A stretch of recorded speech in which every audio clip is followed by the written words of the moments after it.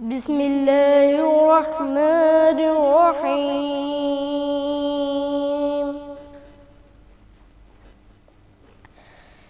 ان للمتقین مفازا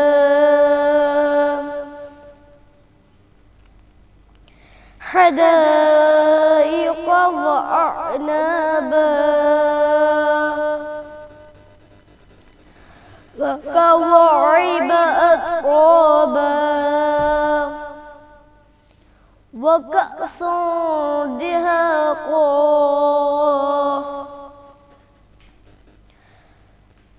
إن للمتقين مفازا حدائق وأعنابا وكواعب أترابا وكأسا دهاقا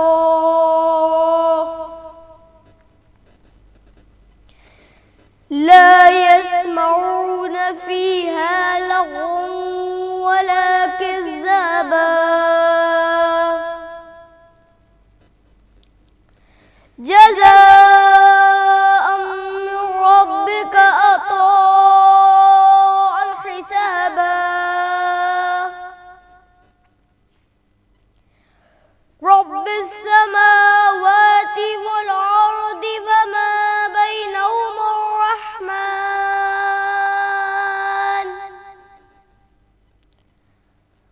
وما بينهما الرحمن لا يملكون منه خطابا يوم يقوم الروح والملائكة صفا لا يتكلمون إلا من أذن له الرحمن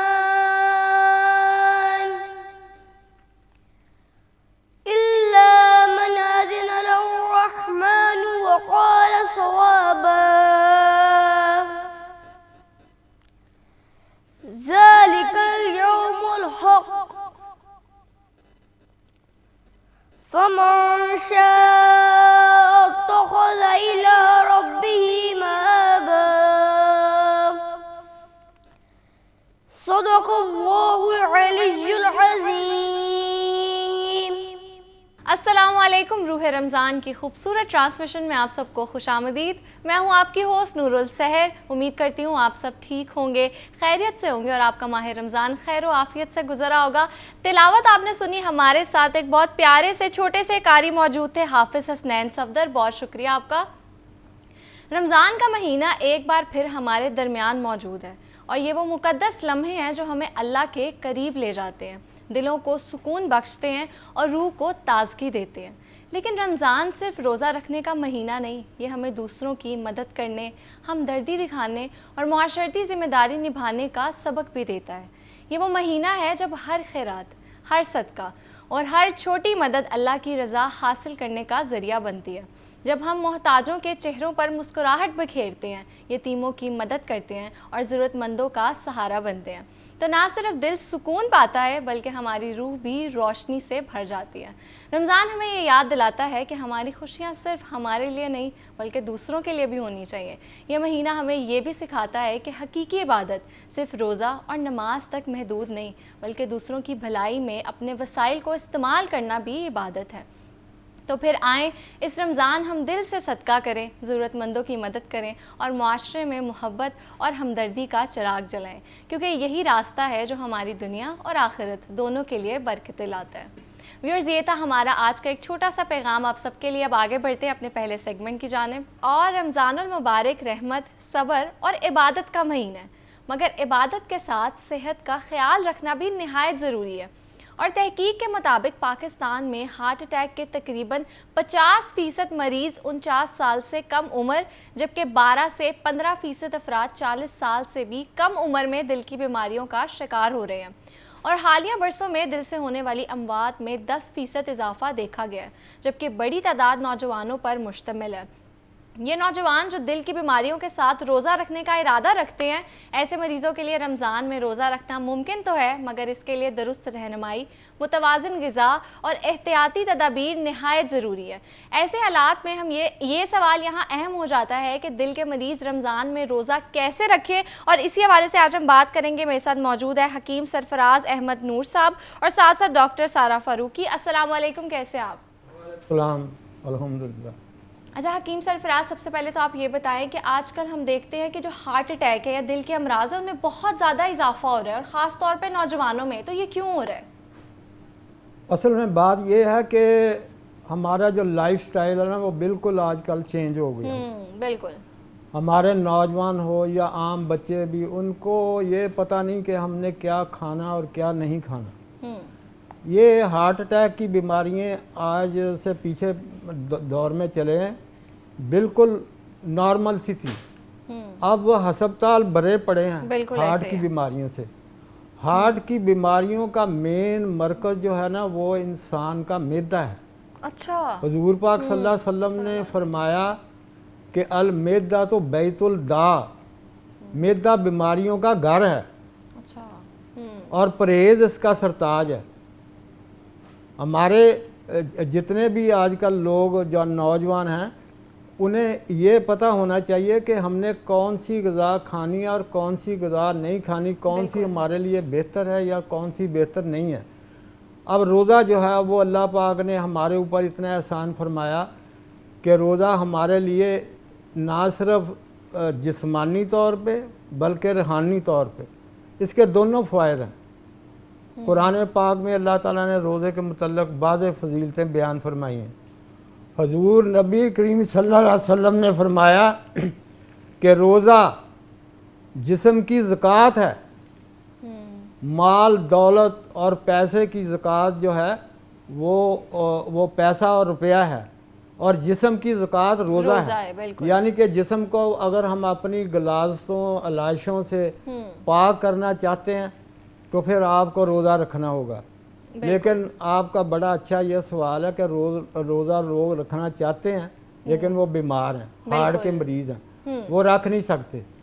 اس کے لیے یہ ضروری ہے کہ ان کو میں طبی لحاظ سے یہ کچھ ایڈوائزز دے رہا ہوں۔ جی بالکل، بتائیں بھی کون سی جڑی بوٹیاں جو اس میں مؤثر ثابت ہو سکتی ہیں؟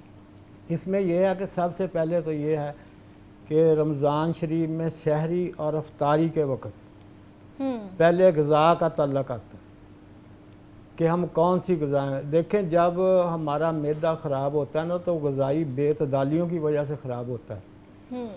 ہم کھانے کے شوق میں اپنا معدہ خراب کر لیتے ہیں اور ہمارا روزہ بھی خراب ہوتا ہے۔ بالکل ایسے ہی ہے۔ اور ساری بیماریاں جیسے کہ میں نے بتائی ہیں کہ معدے سے ہی چلتی ہیں۔ بالکل۔ تو اس لیے سب سے پہلے یہ ہے کہ روزہ اس لیے نہیں رکھنا کھانے پینے کے لیے۔ 11 مہینے ہم کھاتے پیتے رہتے ہیں، 11 مہینے میں جو غذائی بے اعتدالیاں ہمارے جسم میں ہوتی ہے وہ اس مہینے میں ہم ان کو کور کر سکتے ہیں۔ بالکل ایسے ہی ہے، صحیح کہا آپ نے۔ اس کے لیے سب سے پہلے تو یہ ہے کہ سحری کے اوقات میں لوگ پراٹھے، بالکل طرح طرح کی ڈشز، ایسے ہی ہے۔ وہ جو ڈشز ہیں وہ ہضم بھی نہیں ہوتی، وہ مرگن ہوتی ہیں، وہ جا کے آپ کے معدے کو خراب کرتی ہیں۔ اس کے لیے ضروری ہے کہ صبح سحری کے ٹائم پہ بالکل سادہ روٹی، دہی، دودھ، لسی، ٹھیک ہے، یہ آپ استعمال کریں، اور شوربے والا سالن بالکل سادہ سادہ، کوئی مرچ مسالہ یہ وہ زیادہ نہ ہو اس میں۔ صحیح ہے۔ اور دوسرا یہ ہے کہ افطاری کے ٹائم پہ جب دسترخوان لگا ہوتا ہے تو بے دریغ بالکل فرائیڈ آئٹمز ہوتی ہیں، فرائیڈ سموسے، آئٹم اور پکوڑے، سموسے، پکوڑے اور جناب بیکری کی آئٹمز۔ اچھا ڈاکٹر سارہ یہ بتائیں کہ جو لوگ ہارٹ پیشنٹس ہیں وہ جب رمضان میں روزہ رکھیں تو کون سی چیزیں ہیں جن کا وہ خیال رکھیں؟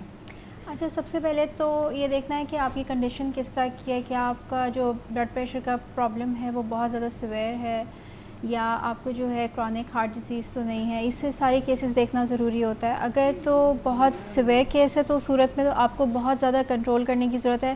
کئی لوگوں کو کہا جاتا ہے کہ آپ روزہ نہ رکھیں, لیکن جو لوگ کنٹرول کر سکتے ہیں, جن کا بلڈ پریشر کنٹرول ہو سکتا ہے, وہ لوگ روزہ رکھ سکتے ہیں. اور اس میں جو ہے ان کو دھیان رکھنا ہے کہ کوئی بھی فیٹی چیزیں یا جو بہت تلی ہوئی چیزیں ہوتی ہیں ان کا استعمال نہ کریں. جیسے ہم لوگ افطاریوں میں رمضان میں تو کھاتے ہی بہت زیادہ سحری میں بھی, افطار میں بھی. بالکل. تو ہم لوگ پکوڑے, سموسے, اس طرح کی چیزوں کا بہت زیادہ استعمال کرتے ہیں. تو وہ چیزیں ان کو کمپلیٹلی چھوڑنی ہوں گی. اچھا, بالکل ہی نہیں کھائیں؟ نہیں کھا سکتے.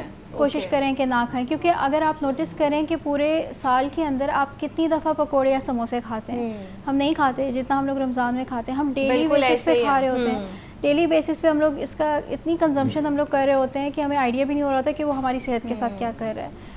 نارمل لوگوں کے ساتھ بھی, اور ویسے بھی جن کے ساتھ ہارٹ کا پرابلم ہے ان کے لیے بھی بہت زیادہ ضروری ہے کہ جتنی بھی تلی ہوئی چیزیں ان سے جو ہے وہ استعمال نہ کریں, وہ چیزیں نہ یوز کریں. All right. اور اس کے علاوہ یہ ہے کہ کوشش کریں کہ ہائی فائبرس فوڈس کا زیادہ انٹیک کریں. جیسے کہ سحری کے ٹائم آپ ہول ویٹ آٹے کی روٹی بنا کے کھا سکتے ہیں. ٹھیک ہے, پراٹھا بالکل نہ کھائیں. پراٹھا, آئل بہت کم استعمال کریں. Olive oil extra virgin use کیا جا سکتا ہے لیکن بہت کم, 1/2 ٹی اسپون آپ یوز کر لیں. صرف ٹیسٹ کے لیے, ٹیسٹ کے لیے استعمال کریں. ہم لوگ کوئی بھی چیز ٹیسٹ کے لیے استعمال نہیں کرتے.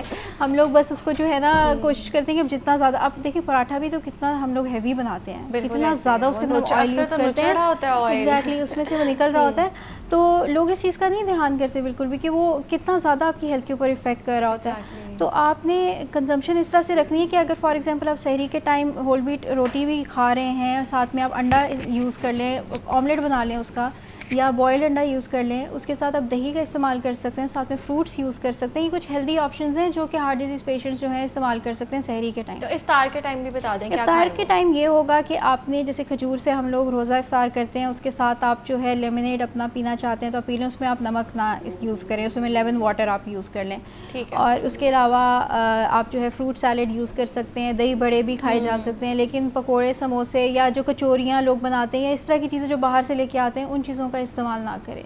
وہ جتنا کنٹرول کر سکتے ہیں کریں. مجھے پتہ ہے کئی لوگوں کو بہت زیادہ کریونگ ہوتی ہے, وہ کہتے ہیں رمضان ہے تو ہم لوگ کیوں نہ کھائیں. یہ رمضان میں پورا سال ویسے بھی نہیں کھاتے, اور وہ ہوتا ہے نا اکثر کہ وہ ایک بندہ الگ کھا رہا ہو تو باقی سب تو نارمل ڈائٹ لے رہے ہو, تو وہ دل میں بھی آتا ہے کہ یہ کیوں کھا رہے ہیں. ہاں, پھر اس صورت میں آپ یہ کر سکتے ہیں کہ کبھی کبھی آپ 1 سے 2 پکوڑا جیسے آپ نے ٹیسٹ کے لیے کھانا کھائیں, لیکن ہمارے ہاں کوئی بھی ٹیسٹ کے لیے کچھ نہیں کھاتا, اسپیشلی رمضان میں. بالکل, رمضان میں لوگ جو ہے وہ زیادہ کھا لیتے ہیں پکوڑے بھی, سموسوں کا انٹیک. اور جب کھا لیتے ہیں اس کے بعد آپ کو آئیڈیا ہوتا ہے کہ او اب تو میں نے زیادہ کنزمپشن کر لی ہے, یا آپ کو جو بد ہضمی ہونا شروع ہو جاتی ہے, طبیعت خراب ہونا شروع ہو جاتی ہے, وہ بعد میں آپ کو ریئلائز ہوتا ہے. حکیم صاحب, اب جو لوگ چاہتے ہیں کہ وہ روزہ رکھیں لیکن آبویسلی ان کو دل کے مختلف امراض ہیں, تو ان کے لیے کوئی ٹوٹکا بتائیں جس سے وہ روزہ رکھ سکتے ہیں.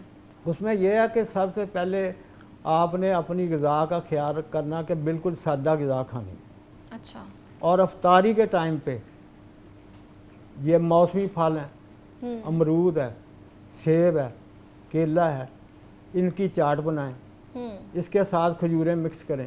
یہ ایک ملٹی وٹامن کمپاؤنڈ آپ کے پاس بن جائے گا, بالکل, اور اس کا نقصان بھی نہیں ہوگا. ہارٹ کے مریضوں کے لیے خصوصی طور پر یہ بالکل تلی ہوئی چیزیں جو فرائیڈ آئٹمز ہیں بالکل نہیں کھانی چاہیے. بالکل ایسی ہے, لیکن کوئی ساتھ ساتھ طبی نسخہ بھی بتائیں. طبی نسخے یہ ہے کہ جو میرے بھائی ہارٹ کے مریض ہیں یا جن کے کولسٹرول لیول بڑا ہوا, کیونکہ جو غذائی بے اعتدالیوں کی وجہ سے کولسٹرول لیول پہلے بڑھتا ہے, بالکل, اور وہ جا کے آپ کے خون کو گاڑھا کرتا ہے, خون میں چربیلے مادے پیدا کرتے ہیں, اس سے آپ کے ہارٹ کی جو شریانیں ہیں ان میں خون کی روانی متاثر ہوتی ہے, اس کی وجہ سے ہارٹ کی بیماریاں شروع ہوتی ہیں. تو اس میں یہ ہے کہ میرے طبی نقطہ نگاہ سے یہ دیکھیں, یہ ارجن ہے. یہ ارجن کا درخت ہمارے ملک میں عام ہے. بہت لمبا درخت ہوتا ہے, اور یہ کوئی اور نام بھی ہے اس کا کہ اس کو ارجن ہی کہتے ہیں؟ ارجن عام بولتے ہیں. ٹھیک ہے. اور یہ اس کی چھال ہے. اس کو اگر آپ اس کا جشاندہ بنائیں گے نا تو یہ بالکل کاوے کی طرح سے ریڈ سا جشاندہ بنے گا. اچھا, ٹھیک ہے. یہ آپ نے لینا ہے 10 گرام. 10 گرام ارجن. اوکے. اگر زیادہ بھی ڈال لیں تو کوئی حرج نہیں. ٹھیک ہے. اور اس میں آپ نے 1 چمچی یہ اس کا جشاندہ بنا کے پھر 1 چمچی اس میں آپ نے پیاز کا پانی ڈالنا. اچھا, پیاز کا پانی, وہ کیسے نکالنا؟ اس کو کدوکش کر کے؟ اچھا اچھا جوسر میں نکال لیں پیاز کا پانی, اوکے, وہ آپ نے 1 چمچ اور چھوٹی چمچی شہد کی وہ ڈال کے یہ کمپاؤنڈ آپ نے پینا ہے. اس سے یہ نہ صرف یہ ہوا کہ آپ کے دل کے بند والو کھل جائیں گے, بلکہ کولیسٹرول لیول جو ہے وہ بھی آپ کا ٹھیک ہوگا اور آپ آسانی سے روزہ رکھ سکیں گے. ٹھیک ہے. اور اس کے بعد یہ ہے کہ اس میں ایک اور اس کا کمپاؤنڈ ہے, اس میں بھی ارجن کی چھال ہے, وہ 50 گرام ہے, اور اپنا یہ ہے ارجن کی چھال, اور یہ ہے اسگندھ نگوری. یہ دیکھیں یہ اسگندھ نگوری ہے. ٹھیک ہے. یہ طبی جڑی بوٹی عام پنساری سٹور سے عام مل جاتی. ٹھیک ہے. اور یہ ہے مکل, اس کو گگل بولتے ہیں. ٹھیک ہے. عام زبان میں لوگ گگل کہتے ہیں, مکل. اور یہ ہوگی 50 گرام یہ ارجن کی چھال, یہ بھی 25 گرام اسگندھ نگوری, یہ گگل جو ہے یہ بھی 25 گرام. بڑی الائچی جو ہے اس کے دانے نکالنے, اور کلونجی یہ بھی 25 گرام. اس کو گرائنڈ کر کے اس کا سوپ بنا لیں. ہارٹ کے جو بھی مریض ہے, جن کا بلڈ پریشر ہائی ہے, جن کا کولیسٹرول لیول ہائی ہے, اور جن کو جناب علی خون کا گاڑھا ہونے کی شکایت ہے جی, یا ہارٹ کے درد کا یا مسائل کا شکایت ہے, وہ یہ صفوف صبح شام, صبح سحری سے پہلے آدھا گھنٹہ پہلے, اور شام کو افطاری کے وقت آدھی چمچی پانی کے ساتھ یہ آپ نے کھانی. ٹھیک ہے. اچھا ڈاکٹر صاحب یہ بتائیں کہ افطار میں نا ہم جو شربت ہے, میٹھے شربت, وہ بھی یوز کرتے ہیں, جوسز بھی یوز کرتے ہیں, اور ساتھ جیسے کہ آپ نے بتایا فرائیڈ آئٹمس بھی بہت زیادہ یوز کرتے ہیں, تو کیا یہ بھی بہت زیادہ ڈینجرس ہے؟ ہاں جی, بہت زیادہ. خاص طور پہ جو میٹھی جو بیوریجز ہیں آپ یوز کرتے ہیں, جو بھی میٹھے شربت آپ یوز کرتے ہیں, وہ استعمال نہ کریں. آپ ویسے ہی فروٹ جوسز اگر یوز کرنا چاہتے ہیں یا ملک شیک بنا کے یوز کرنا چاہتے ہیں تو آپ وہ کر سکتے ہیں. نیچرل جو سویٹس ہوتے ہیں وہ پھر بھی بہتر ہیں ایز کمپیئر ٹو جو ہم لوگ جو شوگر ایڈ کرتے ہیں چیزوں کے اندر. اچھا, آپ نے کوئی بھی چیز ایسی استعمال نہیں کرنی جس کے اندر آپ کو الگ سے شوگر ایڈ کرنا پڑے. کئی لوگ بالکل بھی نہ کریں. آپ دیکھیں فروٹ چاٹ بھی اگر آپ بناتے ہیں, فروٹس میں چینی بھی ڈالتے ہیں, سرپس بھی ڈالتے ہیں, جوسز بھی ڈالتے ہیں, پھر چاٹ مسالہ بھی ڈالتے ہیں. فروٹس آلریڈی میٹھے ہوتے ہیں, فروٹس کا ٹیسٹ آلریڈی میٹھا ہوتا ہے, آپ اس میں الگ سے چینی کیوں ایڈ کریں, یا الگ سے کئی لوگ جو ہے سیرپ بھی ایڈ کریں, تو کیوں ایڈ کریں اس کو. تو ہم نے خود کو عادت ڈالی ہوئی ہے کہ اب ایکسٹرا میٹھا کھانے کی ہمیں عادت ہوئی ہوئی ہے, ہمیں اس عادت کو کٹ آف کرنے کی ضرورت ہے. اسی سے ساری پرابلمس شروع ہوتی ہیں, آپ کا ویٹ گین کا ایشو, آپ کے ہارٹ کے پرابلمس, اور جو ہے یہ ڈائبٹیز کے ایشوز, یہ سارا کچھ جو ہے نا آپ کی یہ موٹاپے سے ہی کنیکٹڈ ہے, اور ہم یہیں سے ہی اس کو لے کے چلتے ہیں. آلرائٹ, تو جوسز بتا دیں ہیلدی جو ہماری ہارٹ ہیلتھ کے لیے بہت زیادہ اچھے ہیں. دیکھیں آپ فروٹ جوسز کا استعمال کر سکتے ہیں, لیکن فروٹ جوسز میں بھی میں آپ کو بتاؤں گی ڈائلیوٹ کر کے استعمال کریں. ڈائلیوٹ کرنے کا مقصد یہ پانی ایڈ کریں. ٹھیک ہے, جیسے کہ اگر آپ ایپل جوس بھی یوز کریں تو اس کے اندر پانی ایڈ کریں, اس سے یہ ہوگا کہ اس کی جو شوگر کی کانسنٹریشن ہے وہ ریڈیوس ہو جاتی ہے, کم ہو جاتی ہے, وہ بہت زیادہ شوگری نہیں ہو جاتا, کم ہو جاتی ہے. تو اس طرح سے آپ پانی ایڈ کر کے جو ہے فروٹ جوسز کا جو ہے آپ استعمال کر سکتے ہیں. شیکس بھی آپ یوز کر سکتے ہیں, ملک شیکس آپ بنا کے آپ یوز کریں, اس میں وہ جتنے بھی فروٹس آپ یوز کرنا چاہتے ہیں, اسمودیز بنائیں, آپ کی مرضی ہے. اس کے علاوہ دہی کے اندر بھی فروٹس ایڈ کر کے جو ہے آپ کھا سکتے ہیں, وہ بھی بہت مزے کے بنتے ہیں, تو وہ بھی آپ ایڈ کر کے وہ سحری میں بھی کھا سکتے ہیں, بالکل کھا سکتے ہیں, افطاری میں بھی کھا سکتے ہیں, آپ کا پیٹ بھی فل ہو جاتا ہے. اور امپورٹنٹ چیز کہ اس کے اندر آپ سیڈز ایڈ کریں, وہ سب سے بہترین چیز ہے کہ آپ اندر چیا سیڈز یا اس طرح کے جو ہے مکس سیڈز جو ہیں آپ ایڈ کریں. اس میں فائبر اتنی اچھی کوانٹٹی میں آپ کو ملتا ہے, اس میں منرلز اور وائٹامنس اتنی اچھی کوانٹٹی میں ملتے ہیں, جو ویسے ہی جو ہے ہارٹ ہیلتھ کے لیے بہت زیادہ اچھے ہیں. بالکل ایسے. اچھا ڈاکٹر صاحب یہ بھی بتا دیں کہ سحری میں ایسی کون سی چیزیں ہم لازمی لیں, اسپیشلی وہ لوگ جن کو کوئی ہارٹ کا مسئلہ ہے, کہ پورا دن جو ان کا امیون ہے وہ بالکل صحیح رہے, ان کو زیادہ پیاس بھی نہ لگے, بھوک بھی نہ لگے, اور صحیح رہے. دیکھیں جہاں ہائیڈریشن کی بات ہے نا, ہائیڈریشن کا مطلب یہ ہوتا ہے کہ آپ نے پورے دن میں کتنا کنزیوم کیا ہوا ہے, وہ نہیں ہوتا جو آپ نے سحری میں لیا ہوتا ہے. سحری میں ہم لوگ جیسے 5-6 گلاس پانی پینے کی کوشش کر رہے ہوتے ہیں, وہ ٹھیک نہیں ہوتا. جیسے اذان ہوتی ہے اسے 2 منٹ ہاں جی, آپ دیکھیے ادھر آپ نے کھانا کھایا, ادھر آپ نے سحری کی ہے, اوپر آپ نے پانی پی لیا, وہ جو ڈائجیشن ہو رہی ہے وہ تو ہو ہی نہیں رہی, وہ وہیں رک گئی ہے. ٹھیک ہے. تو انڈائجیشن اسٹارٹ ہو جاتی ہے. کئی لوگ جو ہے کو نیند پراپرلی نہیں آتی اس کے بعد, بالکل آتی نہیں ہے نیند, بہت زیادہ ہیوینس فیل ہوتا ہے. کیوں ہوتا ہے؟ کیونکہ ڈائجیشن آپ نے روک دی ہوئی ہے, آپ نے اتنا زیادہ پانی کنزیوم کر لیا ہے. ہائیڈریشن کا مطلب ہوتا ہے کہ افطاری اور سحری کے بیچ کا جو ٹائم ہوتا ہے اس میں آپ نے اپنے جو گلاسز ہیں, جیسے 8 سے 10 گلاسز اگر کسی کو ریکمینڈیڈ ہے کہ پانی پینا چاہیے, تو آپ نے وہ اس ٹائم پہ پینا ہے. آپ نے سحری کے ٹائم ہی سارے گلاس پورے نہیں کرنے, آپ نے افطاری اور سحری کے بیچ کا جو ٹائم ہوتا ہے اس کے اندر وہ اپنے ہائیڈریشن. اس میں ہم کیسے کیا روٹین رکھیں؟ ہماری جو افطار کے بعد سے سحری کی روٹین ہے اس میں ہم کیسے اپنا پانی کی جو انٹیک ہے وہ پوری رکھیں؟ اچھا دیکھیں, افطاری کے ٹائم آپ نے جو ہے پانی پیا یا آپ نے جوسز پیے, دیکھیں جو بھی آپ چیز کنزیوم کریں گے, کوئی بیوریج بھی کنزیوم کرتے ہیں اس میں پانی ہوتا ہے, آپ جوس بھی لے رہے ہیں اس میں پانی ہے, چلیں ٹھیک ہے آپ نے افطاری میں جوس لے لیا, اس کے بعد آپ پانی پینا اسٹارٹ کریں. ایوری 1 آور 2 آورس جو ہے آپ 1 گلاس 2 گلاس جو ہے پانی پئیں, اور 1 گلاس پورا پانی پئیں. اور جو ہے سحری کے ٹائم بھی آپ پھر 2 گلاس پانی جو ہے وہ پی سکتے ہیں. اس طرح سے آپ کے گلاسز جو ہیں وہ کمپلیٹ ہو جائیں گے. ہمارے پاس جو سب سے جو مجھے پرابلمٹک چیز لگتی ہے وہ یہ ہے کہ افطاری کے ٹائم آپ دیکھیں گے, ایک تو افطاری میں ایک پراپر دسترخوان ہمارا سجتا ہے, اس میں چیزیں اتنی ساری ہوتی ہیں, وہ کنزیوم کرنے کے بعد کھانے کے لیے الگ ہوتی ہے. ابھی آپ نے افطاری کی اور اس کے 1 گھنٹے کے بعد جو ہے وہ کھانے کا ایک الگ دسترخوان ہوتا ہے, اس کے اوپر آپ کے جو ہے وہ روٹی سالن چاول سب کچھ اس میں. اتنا زیادہ کنزمپشن ٹھیک نہیں ہے. مطلب آپ پورے سال میں بھی اگر آپ دیکھیں, ایک دن میں کسی بھی انسان کا اتنا کیلوریک انٹیک نہیں ہوتا جتنا رمضان میں. اور پھر ہم کمپلین کرتے ہیں کہ ویٹ لاس نہیں ہو رہا ہمارا اور ویٹ گین ہو رہا ہے. بالکل گین ہو رہا ہے, اور ہیلتھ ایشوز بھی اسی کی وجہ سے آتے ہیں. آپ نے افطاری کے ٹائم ہمیشہ افطاری اپنی ہلکی رکھیں, کیونکہ اس وقت آپ کا اسٹمک ویسے ہی خالی ہوتا ہے, پورا دن آپ نے کچھ نہیں کنزیوم کیا ہوتا, اس کو بھی تھوڑا سا ذرا ایڈجسٹ ہونے دیں. اور آپ جب افطاری آپ نے اگر لیٹ سے آپ نے کھجور کھا لی ہے, کوئی فروٹ سیلیڈ تھوڑا سا لے لیا, اس کے بعد بریک دے دیں خود کو. اس کے بعد پھر آپ 1 گھنٹے تک آدھے گھنٹے تک کھانا پراپر کھا سکتے ہیں, تب آپ کھانا کھائیں. اگر تو آپ نے افطاری ہی ہیوی کرنی ہے یا آپ کا ارادہ ہے کہ آپ نے افطاری ہی کرنی ہے, تو پھر کھانے کے لیے جگہ نہ رکھیں, پھر وہ افطاری کو ہی پھر آپ کنزیوم کریں. بالکل ایسے ہی. اچھا ڈاکٹر صاحب یہ بتائیں کہ اکثر لوگوں کو آپ کو پتہ ہے کہ کافی کی عادت ہوتی ہے, چائے کی عادت ہوتی ہے, تو وہ سحری میں بھی پیتے ہیں, اور پھر جیسے انہوں نے افطار کیا نا اس کے بعد ایک بڑا کپ چائے کا انہوں نے پینا ہے, تو کیا یہ نقصان دہ نہیں ہے؟ بالکل بالکل نقصان دہ ہے.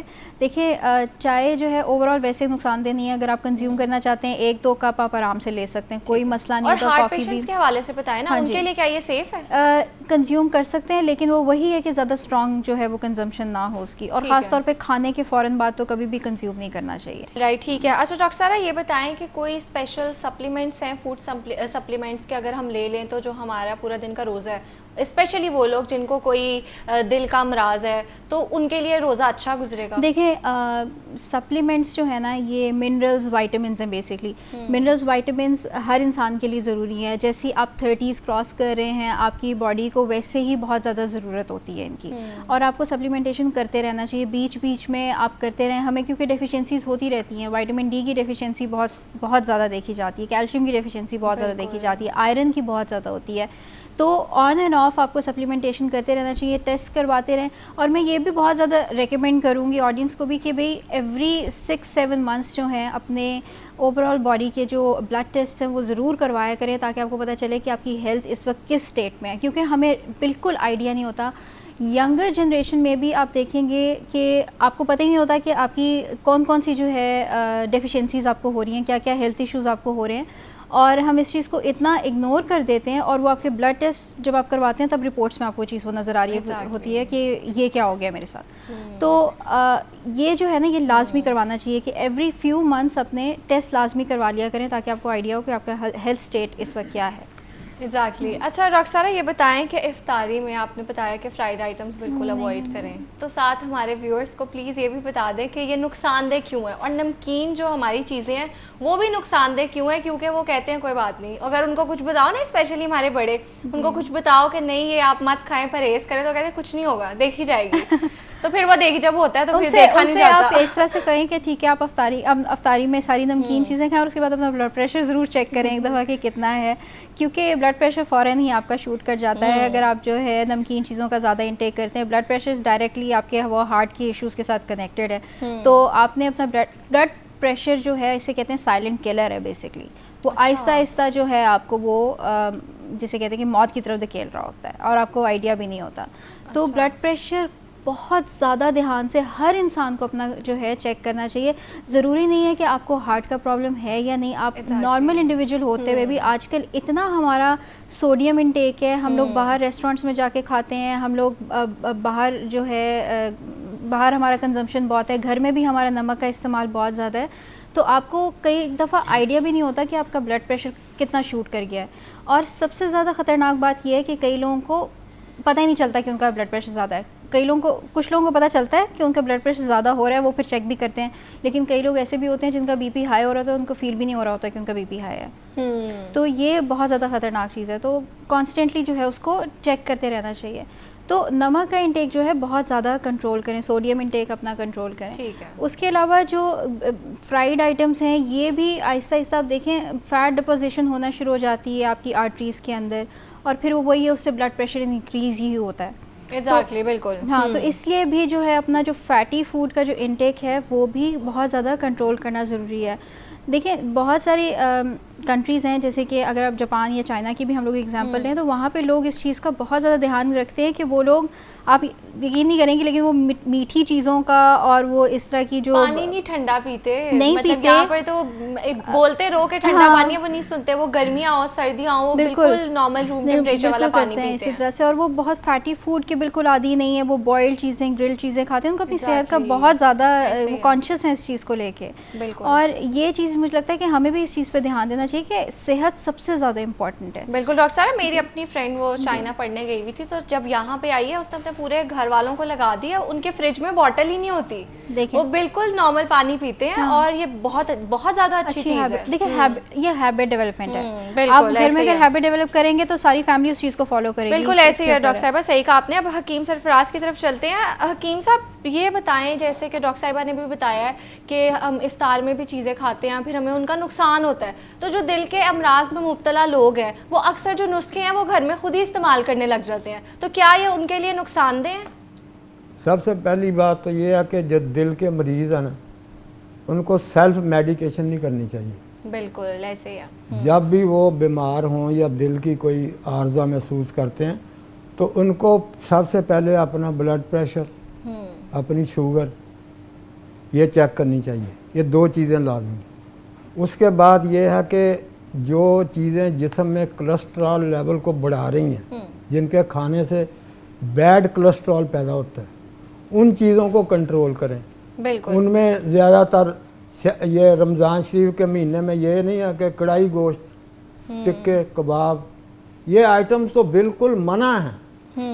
ہمارے جو قدیم سائنسدان طباء کرامہ انہوں نے اس کے لیے بتایا کہ سحری اور افطاری کے وقت بالکل سادہ غذا, افطاری کے وقت پھلوں اور کی چاٹ بنا کے اس میں کھجور ڈالیں. آپ کھجور میں vitamin A, B, C, D, یہ چاروں وٹامنز ہیں, اور اس میں 84% وٹامن, جیسے میں نے پہلے بھی بتایا. تو یہ کمپاؤنڈ آپ بنا کے افطاری کے وقت کھائیں. سحری کے وقت سادہ دہی, لسی, دودھ, جس سے پہلے میں نے بتایا. ان چیزوں پہ عمل. روزہ اس چیز کا نام کھانے پینے کا نہیں ہے. بالکل. اگر آپ بے احتیاطی سے کھا پی کر بیمار ہو جائیں گے تو آپ کا روزہ بھی متاثر ہوگا. ایسے ہی ہے. آپ روزے کے فوائد حاصل نہیں کر سکتے. روزہ رکھنے کے لیے ضروری ہے کہ آپ اپنے مینٹلی اپنے آپ کو پریپیئر کریں کہ میں نے روزہ اس لیے رکھنا ہے کہ میرا روزہ جو ہے وہ نبھ جائے. بالکل ایسے ہی ہے, صحیح کہا آپ نے. اور ہم ہارٹ پیشنٹس کے حوالے سے بات کر رہے تھے کہ ماہ رمضان میں ان کی روٹین کیا ہونی چاہیے, اور سحری افطاری میں وہ کیا کھائیں اور کیا چیزیں اوائڈ کریں. میرے ساتھ حکیم سرفراز احمد نور موجود تھے, ساتھ ساتھ ڈاکٹر سارہ فاروقی. بہت شکریہ آپ دونوں کا. اب یا وقت ہوا ایک بریک کا, لیکن بریک پر جاتے جاتے نعت رسول مقبول صلی اللہ علیہ وآلہ وسلم سنتے جائیے. حدود طائر سدرا حضور جانتے ہیں. حدود طائر سدرا حضور جانتے ہیں. کہاں ہے عرش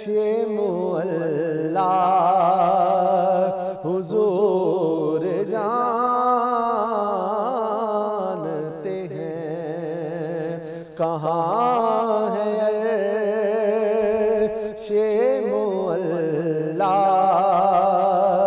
حضور جانتے ہیں بروز حشر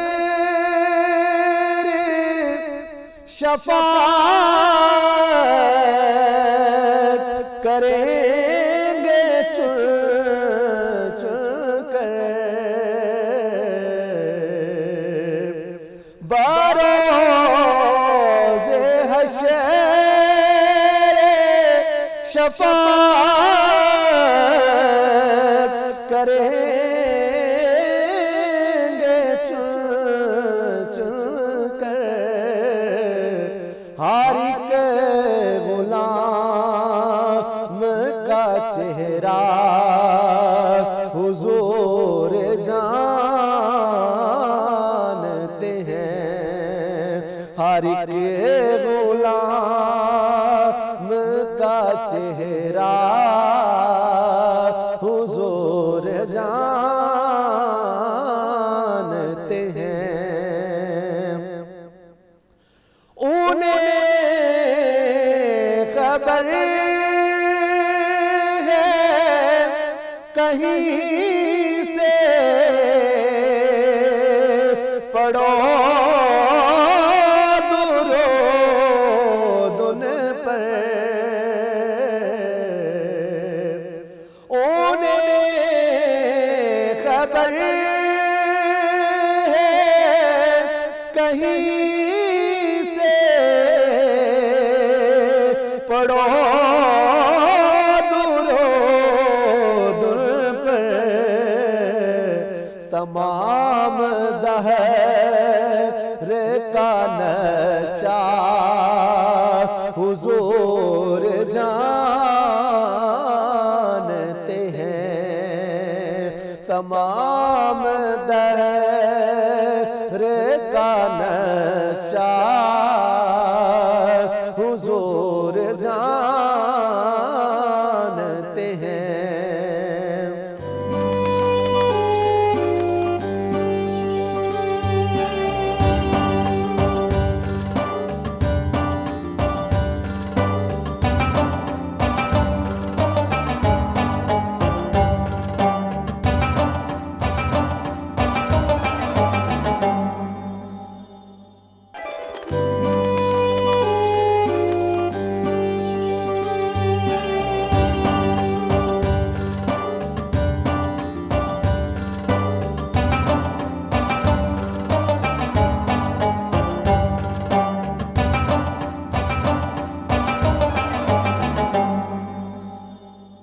اب آگے بڑھتے ہیں روح رمضان ٹرانسمیشن کے خصوصی سیگمنٹ قصص الانبیاء کی جانب. میرے ساتھ پروفیسر احمد حماد موجود ہیں. دیکھتے ہیں آج وہ ہمارے لیے کون سے پیغمبر یا نبی کا واقعہ لے کے آئے ہیں, ان کی طرف چلتے ہیں. بسم اللہ الرحمن الرحیم. رب اشرح لی صدری ویسر لی امری واحلل عقدۃ من لسانی یفقہوا قولی. قصص الانبیاء کے سلسلے کا جو آج کا پروگرام ہے وہ سیدنا نوح علیہ السلام کے بارے میں ہے. سیدنا نوح علیہ السلام کے بارے میں ہم 2 پروگرامز انشاءاللہ آپ کی خدمت میں پیش کریں گے, ایک آج اور ایک کل. آج آپ کی ذات مبارک جو ہے اس کے بارے میں اور آپ کی دعوت, اور خاص طور پہ قرآن حکیم میں جو سورہ نوح ہے آپ ہی کے اسم گرامی کے نام آپ ہی کے اسم گرامی پر اس سورت کا نام رکھا گیا ہے, تو اس کے حوالے سے بات کریں گے. البتہ کل انشاءاللہ ہم سورہ ہود میں جو قصہ ہے حضرت نوح علیہ السلام کہ طوفان کا, کشتی کا جو آپ سے منسوب ہے یہ سارا واقعہ, اس کے حوالے سے ہم کل بات کریں گے. تو آج جو ہم بات کر رہے ہیں اس کے بھی فردر ہم نے 2 حصے بنائے ہیں. ایک تو یہ کہ ایک جو پہلا حصہ ہے آج ہی کے پروگرام کا, اس میں ہم ذکر کریں گے کہ سیدنا نوح علیہ السلام کو آدم ثانی کیوں کہا جاتا ہے, اور آپ کی دعوت جو ہے وہ کس طرح سے لوگوں تک پہنچی, بت پرستی کا آغاز کیسے ہوا, پھر آپ کی عمر مبارک کتنی تھی, آپ نے جو دعوت دی وہ کتنا عرصہ چلی, اور قرآن حکیم میں کہاں کہاں پہ ان کا ذکر ہوا ہے, اور اس طرح کی جو مختلف جو ہیں باتیں, جو یعنی آپ کی جو پروفائل اس سینس میں کہہ لیجئے تعارفی نوٹ جو ہے آپ آدھا تقریباً حصہ آپ سمجھ لیجئے کہ اس پہ مبنی ہوگا, اور آدھا حصہ جو ہوگا وہ آپ کی دعوت کے بارے میں، مشرکین کے بارے میں، اور وہ جو رویہ تھا اور اس کی مماثلت جو ہے وہ نبی کریم صلی اللہ علیہ وسلم کی مکی زندگی کے ساتھ کیا ہے، اس پہ بات کریں گے۔ تو ہم شروع یہ کرتے ہیں کہ قرآن حکیم کی سورہ عنکبوت میں حضرت نوح علیہ السلام کا جو ذکر ملتا ہے، اس کے مطابق آپ کی جو عمر مبارک ہے وہ 1000 سال سے 50 کم، یعنی 950 سال کے قریب بنتی ہے۔ یہ قرآن حکیم کے متن کو ہی ہم ظاہرہ ترجیح دیتے ہیں، اور زیادہ تر باتیں اسی تناظر میں ہم ڈسکس کرتے ہیں آپ کے ساتھ۔ دوسری بات یہ ہے کہ حضرت نوح علیہ السلام کا واقعہ 2 حصوں میں میجر حصوں میں تقسیم کیا گیا ہے قرآن حکیم میں۔ سورہ نوح، جس میں کہ حضرت نوح علیہ السلام کی فریاد ہے، آپ کی دعوت کے بارے میں ذکر ہے کہ آپ نے کس طرح سے دعوت دی، اور اس کے بعد آگے جو معاملات چلتے ہیں وہ کیا ہے، اور اللہ تعالیٰ کی طرف سے جو بھی پھر وہ حضرت نوح علیہ السلام کو احکامات ملے۔ اس کے بعد پھر آگے جو سورہ ہود ہے، اس میں کشتی کا اور طوفان کا اور اس تنور کا ذکر ہے، اور آپ کے جو صاحبزادے ہیں، بیٹے ہیں، ان کا ذکر ہے، اور آپ کی جو باقی جو قوم ہے اس کا ذکر ہے۔ اور اس طرح ہم یہ دیکھتے ہیں کہ یہ جو قرآن حکیم نے خود ہی اس کو 2 بنیادی حصوں میں تقسیم کیا ہے۔ دیگر صورتوں میں بھی واقعات کہیں کہیں ملتے ہیں، لیکن یہ زیادہ تر جو حصہ پورے حضرت نوح علیہ السلام کا ہے وہ ان 2 صورتوں میں موجود ہے۔ اچھا، مقصد کیا ہے قرآن حکیم میں اس سارے قصے کو بیان کرنے کا؟ مقصد یہ ہے کہ نبی کریم صلی اللہ علیہ وسلم پر مشرکین مکہ نے جس طرح سے ظلم ڈھائے، آپ کو ایذا پہنچائی، اس سے ظاہر ہے آپ دل برداشتہ بھی تھے، آپ کی بات بھی نہیں سنی جا رہی تھی اولین دنوں میں، تو نبی کریم صلی اللہ علیہ وسلم پر اللہ تعالیٰ نے وحی کی، اور نوح علیہ السلام کا واقعہ سمیت متعدد انبیاء کرام کے واقعے سنائے، تاکہ ایک مشرکین مکہ کو بھی پتہ چلتا رہے کہ جن جن لوگوں نے سچے انبیاء کو جھٹلایا ان کا انجام کیا ہوا، اور دوسرا نبی کریم صلی اللہ علیہ وسلم کی ڈھارس جو ہے وہ بھی بندی رہے، تاکہ آپ دل برداشتہ نہ ہو، آپ کی دل جوئی ہو۔ تو یہ بنیادی مقصد تھا ان واقعات کو قرآن حکیم میں پیش کرنے کا۔ تو اس میں جو وہ ہے صورت ہے سورہ نوح، یہ کوئی بہت طویل صورت نہیں ہے، البتہ اس کی ایک چیز بڑی خوبصورت ہے، اور وہ اس کا آہنگ ہے۔ جیسے علامہ اقبال نے فرمایا نا، آہنگ میں یکتا صفت سورہ رحمان، وہ تو ایک مومن کی شان بیان کی نا انہوں نے کہ سورہ رحمان اپنے آہنگ میں یکتا ہے۔ اسی طرح سورہ مریم جو ہے اپنی قافیے کی وجہ سے وہ بڑی ہی صوتی آہنگ اس کا بہت ہی خوبصورت ہے۔ آپ کسی وقت اس کو جو نیم تاریکی میں سنیں بالکل یکسوئی کے ساتھ، آنکھیں بند کر کے خاموشی کے ساتھ، تو آپ کو لطف آئے گا کہ اس میں جو ایک خاص صوتی آہنگ ہے۔ اسی طرح اس کا جو سورہ نوح کا جو خاص طور پہ 5ویں آیت کے بعد جو صوتی آہنگ ہے وہ سبحان اللہ کیا ہی خوبصورت ہے۔ اس میں حضرت نوح علیہ السلام نے جو اپنی قوم کو دعوت دی ہے اس کا ذکر ہے، اور وہ ذکر کیا ہے؟ وہ ذکر یہ ہے کہ آپ نے کہا کہ دیکھیں آپ بت پرستی کا جو ہے وہ نہ کریں، بت پرستی نہ کیا کریں، بلکہ آپ اللہ تعالیٰ کی طرف آئیں۔ دیکھیں اللہ تعالیٰ نے یہ آسمان بنائے ہیں، سورج بنایا ہے، چاند بنائے ہیں، یہ چراغ ہیں، یہ روشنیاں ہیں۔ جو خدا یہ کام کر سکتا ہے وہ اگر آپ کے اعمال صالح ہوں گے تو آپ پر بھی بارش برسائے گا، مدرارا، جو چھجوں بارش برسائے گا، یعنی موسلا دھار بارش ہوگی، اور وہ رحمت والی ہوگی، اور آپ کی فصلیں اس سے اگیں گی۔ چلتے چلتے میں یہ عرض کرتا چلوں کہ یہ جو بت پرستی کا معاملہ ہے وہ بڑا دلچسپ ہے۔ بت پرستی کیسے شروع ہوئی یہ کوئکلی میں عرض کرتا چلوں کہ سیدنا آدم علیہ السلام کے بعد حابیل اور قابیل کا واقعہ ہوا، تو حابیل جو قتل ہو گئے، اور قابیل جو ہے اس کی اس نے اپنی ساری ایک قوم اس کی تشکیل پا گئی۔ تو حضرت شیث علیہ السلام سے پھر سیدنا آدم علیہ السلام کی جو صالح اولاد ہے وہ چلتی ہے آگے، اور اس کے بعد پھر اس میں وہ صالح اولاد میں سارے ظاہر انبیاء نہیں ہوئے، لیکن 5 بہت برگزیدہ بزرگ پیدا ہوئے۔ ان 5 برگزیدہ جو ہستیاں تھیں ان کے نام کچھ اس طرح ہیں کہ ایک کا نام ہے ود، ایک کا نام ہے یغوق، ایک کا نام ہے یعوق، اور ایک کا نام ہے یغوس، اور ایک کا نام ہے سواع، اور جو آخری ہیں ان کا نام ہے نصر۔ یہ 5 برگزیدہ ہستیاں تھیں، اور یہ 5 برگزیدہ ہستیاں چونکہ لوگ ان سے بڑا پیار کرتے تھے، لہٰذا شیطان نے بھٹکایا اور کہا کہ جب یہ فوت ہو گئے تو لوگوں سے یہ کہا ان کے وفات کے بعد کہ آپ ان کے بت بنائیں اور ان کے سامنے پوجا کریں. تو لوگوں نے مطلب وہ جو لوگ موجود تھے وہ تو ان کی عبادت نہیں کرتے تھے، لیکن جب وہ لوگ چلے گئے جو ان سے پیار کرنے والے تھے وہ بھی چلے گئے، آل اولاد آئی، تو انہوں نے ڈائریکٹلی انہی بتوں کی پوجا کرنا شروع کر دی. اس طرح بت پرستی کا آغاز ہوا. اسی بت پرستی سے سیدنا ادریس علیہ السلام نے روکا بھی اور جہاد بھی کیا.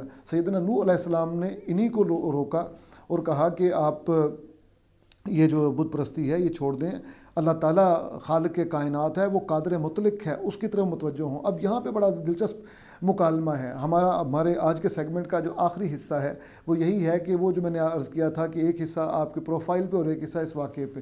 سورہ نوح میں باقاعدہ یہ بتایا گیا کہ آپ نے مثالیں دیں، آپ نے کہا کہ دیکھیں آپ اللہ تعالیٰ کی طرف آ جائیں، اعمال صالحہ کریں اور بت پرستی نہ کریں. تو آپ کے سرداروں نے کہا کہ تم ہم جیسے انسان ہو. انہوں نے کہا کہ بالکل میں آپ جیسا ہوں، میں جادوگر نہیں ہوں، میں فرشتہ نہیں ہوں، لیکن مجھ پہ وہ چیز آتی ہے یعنی وہی جس کے بارے میں آپ کی آنکھ نابینا ہے. البتہ میں اپنی دعوت آپ پہ تھوپ نہیں سکتا. یہ کچھ بینات، یہ جو ہے نا کھلے جو دلائل ہیں وہ میں آپ کے سامنے پیش کرتا ہوں. عقل مانتی ہے تو بسم اللہ، نہیں تو آپ جانے اور خدا جانے. تو انہوں نے مذاق اڑایا. کیا کہ انہوں نے کہا کہ دیکھیں جو تمہارے ساتھ جو لوگ ہم دیکھتے ہیں وہ بھی بڑے پست لیول کے لوگ ہیں، اور ہم نہیں دیکھتے کہ ہم تو یہ سمجھتے ہیں کہ وہ بڑی جلدی جھانسے میں آ جاتے ہیں. تو اس بات کا اللہ تعالیٰ سے شکایت بھی کی، فریاد کی کہ یہ دیکھیں یہ جو لوگ ہیں یہی جو 5 بزرگ تھے ان کے بت بنا کے ان کی پوجا کرتے رہتے ہیں، آپ کی طرف نہیں آتے. یعنی اللہ سے فریاد کی کہ آپ کی طرف نہیں آتے نوح علیہ السلام نے. تو بہرحال سرداروں نے آپ کو کہا، آپ کا مذاق بھی اڑایا اور وہی سلوک کیا جو نبی کریم صلی اللہ علیہ وسلم کے ساتھ مشرکین مکہ کر رہے تھے. ایذا رسانیہ ابن عباس رضی اللہ تعالیٰ نے فرمایا کہ اتنی ایذائیں دی گئیں کہ آپ بے ہوش ہو جاتے تھے. بعض اوقات آپ پہ شک ہوتا تھا کہ آپ وفات پا چکے ہیں، آپ کو کمبل میں اوڑھ کے پھینک دیا جاتا تھا. آپ بہرحال زندگی کی رمق باقی ہوتی تھی. اللہ کی حکمت وہ دوبارہ سے آ جاتے تھے، اس میں دعوت دینے کے لیے آ جاتے تھے. تو اتنی ایذا رسانیوں کے بعد پھر اللہ تعالیٰ نے ان پر عذاب فائنلی بھیجنے کا جو ہے نا فیصلہ کر لیا، کیونکہ یہ چیلنج کیا کرتے تھے کہ اچھا نوح ہم تمہاری بات نہیں مانتے تو جس عذاب سے تم ڈراتے ہو وہ عذاب لا کے دکھاؤ. تو آپ نے فرمایا کہ وہ آئے گا، ضرور آئے گا جب اللہ چاہے گا. تو اللہ تعالیٰ نے پھر حکم دیا کہ آپ کی کشتی بنائیں. تو آپ نے کشتی بنانا شروع کر دی، اور کشتی جب بنا رہے تھے تو وہی سردار جو پہلے دعوت کا مذاق اڑاتے تھے اب کہتے تھے کہ اس لقودک صحرا میں یا اس خشک جگہ میں جب پانی کا نام و نشان نہیں ہے، کشتی کائے کو بناتے ہیں آپ. تو اللہ تعالیٰ نے یہ بھی کہا کہ میری آنکھوں کے سامنے اور میری وحی کی روشنی میں کشتی بنانا، یعنی اپنی رہنمائی میں کشتی بنوائی. اور اس میں یہ بھی حکم دیا کہ تمام جو مخلوقات ہیں ان کے جوڑے آپ اس میں اکٹھا کر لیں. تو مفسرین یہ کہتے ہیں کہ لمبائی اور چوڑائی تو اس پہ اختلافات ہیں، لیکن جو اونچائی ہے اس کے بارے میں تمام مفسرین متفق ہیں. کہتے ہیں کہ یہ 3 منزلیں بنائی حضرت نوح علیہ السلام نے. سب سے نیچے جو درندے تھے، چرند تھے، ان کو رکھا. درمیان میں انسان تھے اور سب سے ٹاپ پہ پرندے تھے، ان کے ہر طرح کے جوڑے. اور نوح علیہ السلام نے گویا ایک آپ دوز سی، بعض لوگوں کا کہنا ہے ویسا بنائی، اور اپنے آپ کو ایک کھڑکی کے سامنے کھڑا کر لیا تاکہ دیکھتے رہیں کہ طوفان کا کیا معاملہ ہے. تو طوفان جو تھا وہ پہاڑوں جتنی اونچی موجیں تھیں اس کی. تو جب یہ کشتی بنا لی تو اللہ تعالیٰ نے کہا کہ اب آپ جو اپنے اہل و عیال ہیں ان کو بھی اس میں سوار کر لیں. تو آپ کے ساتھ ٹوٹل 80 لوگ تھے جو آپ کے ساتھ سوار ہوئے کشتی میں، اور بیٹا جو تھا وہ سوار نہیں ہوا. اور اللہ تعالیٰ کے حکم سے جب وہ کشتی بن گئی تو زمین جو ہے اس نے پانی ابلنا شروع کر دیا اور آسمان سے بارش آنا شروع ہوئی. اور یہاں سے ہم سورہ ہود کی طرف جائیں گے، اور آج نہیں انشاءاللہ کل اس کا ذکر کریں گے، کیونکہ طوفان نوح جو ہے یا کشتی نوح یا آرک یا جدی پہاڑ، یہ پورا قصہ جو ہے یہ ایک پورا سیگمنٹ مانگتا ہے. تو انشاءاللہ کل جب آپ سے ملاقات ہوگی تو یہیں سے آغاز کریں گے اور طوفان نوح کا ذکر کریں گے. بہت شکریہ پروفیسر صاحب آپ کا. اب یہاں وقت ہوا ایک بریک کا. بریک کے بعد دوبارہ ملتے ہیں.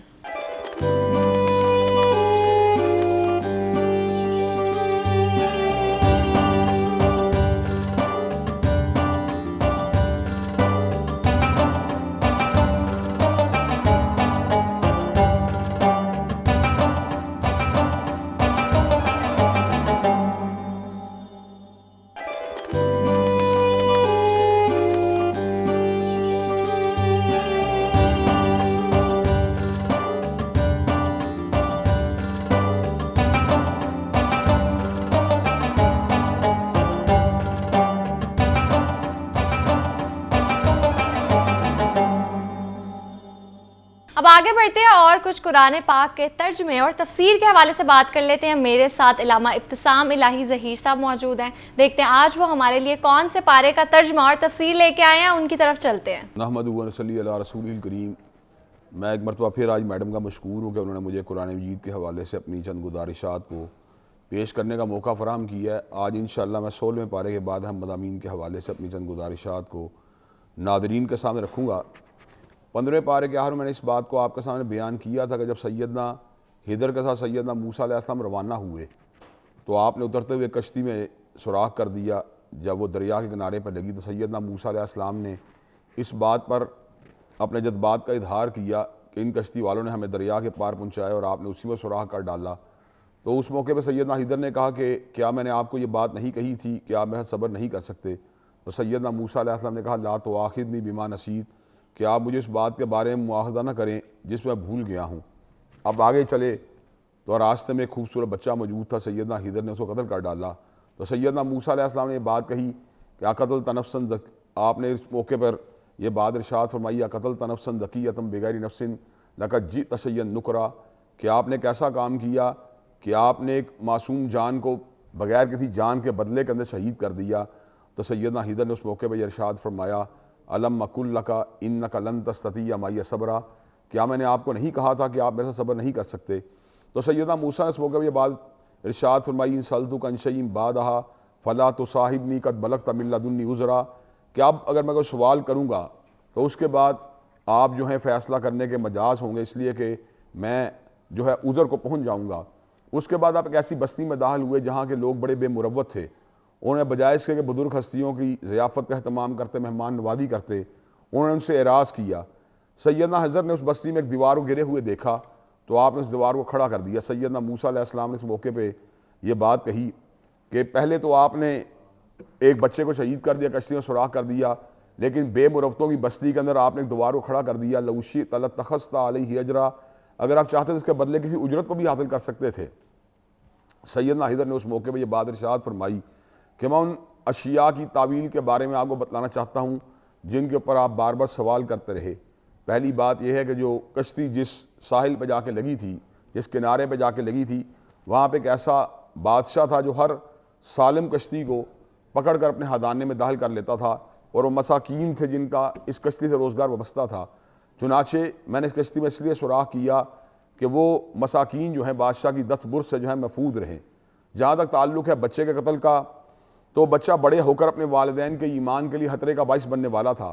اب اللہ تبارک و تعالیٰ اس کی موت کے بعد ان کو ایک ایسا بچہ عطا فرمائیں گے جو ان کے ساتھ تابعداری والا معاملہ بھی کرے گا, ان کا خیال بھی رکھے گا, اور ان کے ایمان کے لیے بھی نقصان دہ ثابت نہیں ہوگا. جہاں تک تعلق ہے اس دیوار کے کھڑے کرنے کا, تو اس کی بنیادی غرض و غایت یہ تھی کہ اس دیوار کے نیچے ہدانہ دفن تھا, اور بچوں کا والد جو تھا وہ ایک نیک آدمی تھا. چنانچہ بے مروتوں کی بستی کے شر سے ان بچوں کے ہدانے کو بچانے کے لیے میں نے دیوار کو کھڑا کر دیا, تاکہ کہیں اس دیوار کے نیچے دبے ہوئے ہدانے سے وہ لوگ جو ہیں فائدہ اٹھانے کی جو ہے اس جگہ کے نیچے دبے ہوئے ہدانے سے وہ لوگ فائدہ اٹھانے کی کوشش نہ کریں. تو یہ تعویل تھی, یہ تعبیر تھی ان چیزوں کی جس کے اوپر آپ مسلسل سوال کرتے رہے.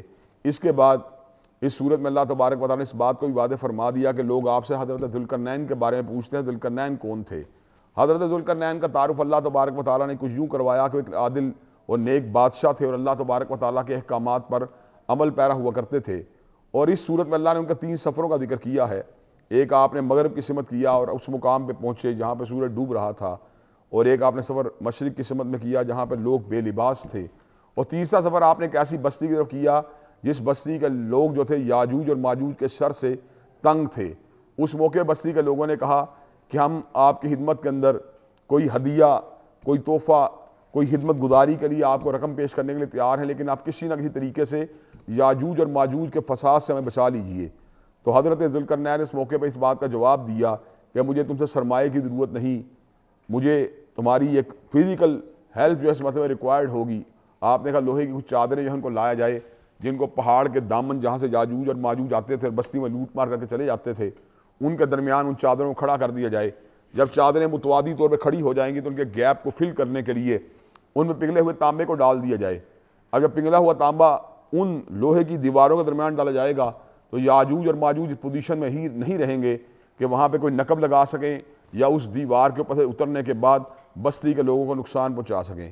وہ احادیث جن کا تعلق قرب قیامت کے ساتھ ہے، ان سے یہ بات معلوم ہوتی ہے کہ وقت ایسا آئے گا جب یاجوج اور ماجوج جو ہے اس دیوار کو توڑنے میں کامیاب ہو جائیں گے مسلسل چاٹنے کی وجہ سے، اور بعد ازاں زمین کے اوپر بہت بڑا فتنہ اور فساد پھیلائیں گے۔ اس صورت میں اللہ نے اس بات کا بھی ذکر کیا کہ قل هل ننبئکم بالاخسرین اعمالا الذین ضل سعیہم فی الحیاۃ الدنیا وہم یحسبون انہم یحسنون صنعا، کہ بدترین اعمال ان لوگوں کے اعمال ہیں جن کی تگ و دو، جن کی کوشش، جن کی جستجو کا ایک ہی مقصد ہے کہ دنیا کے سرمایے کو، دنیا کی رقم کو، دنیا کے مال کو جمع کر لیا جائے، دنیا کی وجاہت کو حاصل کر لیا جائے۔ تو ایسے لوگ جن کی تگ و تاز میں آخرت شامل نہیں ہے، جن کی جدوجہد میں آخرت شامل نہیں ہے، ایسے لوگ جو ہیں فقط دنیا داری میں جو محو ہیں وہ بدترین اعمال کرنے میں مصروف ہیں۔ اس کے مد مقابل اللہ نے اس بات کا ذکر کیا ان الذین آمنوا وعملوا الصالحات کانت لہم جنات الفردوس نزلا خالدین فیہا لا یبغون عنہا حولا، کہ وہ لوگ جو ایمان لاتے ہیں اور عمل صالح کرتے ہیں اللہ تبارک و تعالیٰ ان کو فردوس بری میں داخل فرمائے گا، اور وہاں پر جو رہائشیں ہوں گی وہ کبھی نہیں چاہیں گے ان کو تبدیلی آئے۔ دنیا کی رہائشوں میں انسان جو ہے اس کا نام بدلتا رہتا ہے، باپ کے بعد بیٹے کا نام، بیٹے کا پوتے کا نام، اور انسان 10 مرلے کے مقام سے ایک کنال کے مکان میں جانا چاہتا ہے، ایک کنال سے 8 کنال کے مکان میں جانا چاہتا ہے، فارم ہاؤس میں منتقل ہونا چاہتا ہے۔ لیکن جنت کا محل اور جنت کا اگر کوئی عجیب شان والا ہوگا لا یبغون عنہا حولا، کہ ان کا دل کبھی نہیں چاہے گا کہ اس مقام سے کسی اور مقام پہ منتقل ہوا جائے۔ اس صورت میں اللہ نے اس بات کا بھی ذکر کیا کہ جس کو اپنی اور اللہ کی ملاقات کا یقین ہے، فمن کان یرجو لقاء ربہ فلیعمل عملا صالحا ولا یشرک بعبادۃ ربہ احدا، اس کو چاہیے کہ وہ نیک اعمال کرے اور پروردگار عالم کے ساتھ کسی کو شریک نہ ٹھہرایا کرے۔ اس کے بعد سورہ مریم ہے جس میں اللہ تبارک و تعالیٰ نے 2 معجزاتی ولادتوں کا ذکر کیا۔ سیدنا زکریا سیدہ مریم کے کفیل تھے، جب آپ ان کے پاس آتے تو بے موسم کے پھل ان کے پاس موجود ہوتے، آپ ان سے پوچھتے یا مریم انا لکی ھذا، ہے مریم یہ پھل کہاں سے آئے ہیں؟ تو سیدہ مریم جواب میں کہتی قالت ہوا من عند اللہ، یہ پھل اللہ نے بھیجے ہیں۔ تو ایسے موقع پر وہ ساتھ یہ بھی کہتی ان اللہ یرزق من یشاء بغیر حساب، اللہ جس کو چاہتا ہے بلا حساب رزق دے سکتا ہے۔ تو اس موقع پہ سیدنا زکریا کے دل میں خیال آیا کہ جو رب سیدہ مریم کو بے موسم کے پھل دے سکتا ہے، مجھے بڑھاپے میں اولاد کیوں نہیں دے سکتا؟ تو آپ نے اللہ سے دعا مانگی ربی لا تذرنی فردن وانت خیر الوارثین۔ اسی طرح آپ نے دعا مانگی ربی حب لی من لدنک ذریۃ طیبۃ انک سمیع الدعاء۔ تو اللہ نے آپ کی دعا کو سن لیا اور آپ کو حضرت یحییٰ کے ساتھ نواز دیا۔ اس کے بعد اللہ تعالیٰ نے ایک اور معجزاتی ولادت جو سیدہ مریم کے یہاں پر سیدنا عیسیٰ کی بن باپ کے اس کا ذکر کیا کہ جب آپ حلوت میں موجود تھی تو جبریل امین آپ کی حلوت میں آئے فتمثل لہا بشرا سویا، آپ اس وقت بشر کی شکل میں تھے۔ تو سیدہ مریم نے اس موقع پہ الفاظ کہ انی اعوذ بالرحمن منک ان کنت تقیا، کہ میں رحمان سے آپ کی پناہ چاہتی ہوں اگر آپ متقی ہیں تو آپ جو ہیں اعراض کریں، آپ جو ہیں مجھ سے دور رہیں۔ تو اس موقع پر حضرت جبریل امین نے الفاظ کہے انما انا رسول ربی کی لیہب لکی غلاما زکیا، میں آپ کے رب کا بھیجا ہوا رسول ہوں اور آپ کو ایک بیٹے کی بشارت دینے کے لیے آیا ہوں۔ سیدہ مریم نے کہا نہ تو میرا نکاح ہوا ہے اور نہ ہی میں بری عورت ہوں۔ کہا اللہ نے اس بات کا فیصلہ کر لیا ہے اور اللہ کی طرف سے ایک رحمت ہوگا۔ جب سیدہ مریم کے یہاں پر سیدنا عیسیٰ کی ولادت کا وقت آیا تو سیدہ مریم بڑی ہی پریشان تھی۔ آپ نے الفاظ کہے یا لیتنی مت قبل ھذا، اے کاش آج سے پہلے مر چکی ہوتی۔ تو اس موقع پر ان کو اس بات کی بشارت دی گئی کہ آپ کو غم کھانے کی ضرورت نہیں ہے، آپ اپنے بیٹے کو دیکھ کے اپنی آنکھوں کو ٹھنڈا کریں، کھجور کے درخت کو کھائیں، پانی کو پئیں، جب اپنی بستی کے والوں کے پاس جائیں تو فقولی انی نذرت للرحمن صوما فلن نکلم اليوم انسیا، تو ان کو یہ بات کہی میں نے رحمان کا روزہ رکھا ہوا ہے اور میں کسی بشر کے ساتھ کلام کرنے والی نہیں۔ جس موقع پر سیدہ مریم جو ہیں وہ بستی والوں کے پاس آتی ہے تو بستی والے کہتے ہیں یا اخت ہارون ما کان ابوکی امرأ سوء وما کانت امکی بغیہ، اے ہارون کی بہن عمران کی بیٹی، نہ آپ کا باپ برا آدمی تھا نہ آپ کی ماں نے خیانت کی، یہ آپ نے کیا کیا؟ تو سیدہ مریم فاشارت الیہ، اپنی انگلی کا اشارہ سیدنا عیسیٰ کے کر دیتی ہیں۔ تو بستی کے لوگ کہتے ہیں کیف نکلم من کان فی المہدی صبیا، ہم اسے کیوں کر کلام کریں جو چھوٹا سا بچہ ہے؟ تو سیدنا عیسیٰ علیہ السلام کے اللہ اعجاز کو ظاہر کرتے ہیں۔ اور یاد رہے کرامت جو ہوتی ہے وہ غیر نبی کے لیے ہوتی ہے اور اعجاز جو ہوتا ہے، معجزہ جو ہوتا ہے وہ نبی کے لیے ہوتا ہے۔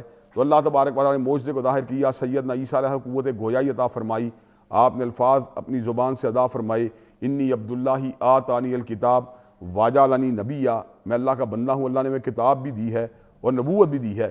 اتنی بڑی نشانی کو دیکھ کے بنی اسرائیل کے لوگ جو سیدہ مریم کی کریکٹر اسیسینیشن کرنے پہ آمادہ و تیار ہو چکے تھے وہ خاموش ہو جاتے ہیں۔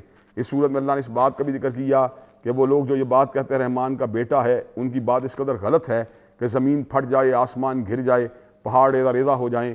حقیقت بات ہے کائنات میں جو کوئی بھی ہے وہ اللہ تبارک و تعالیٰ کا بندہ تو ہے، لیکن اللہ کا بیٹا کوئی بھی نہیں ہے۔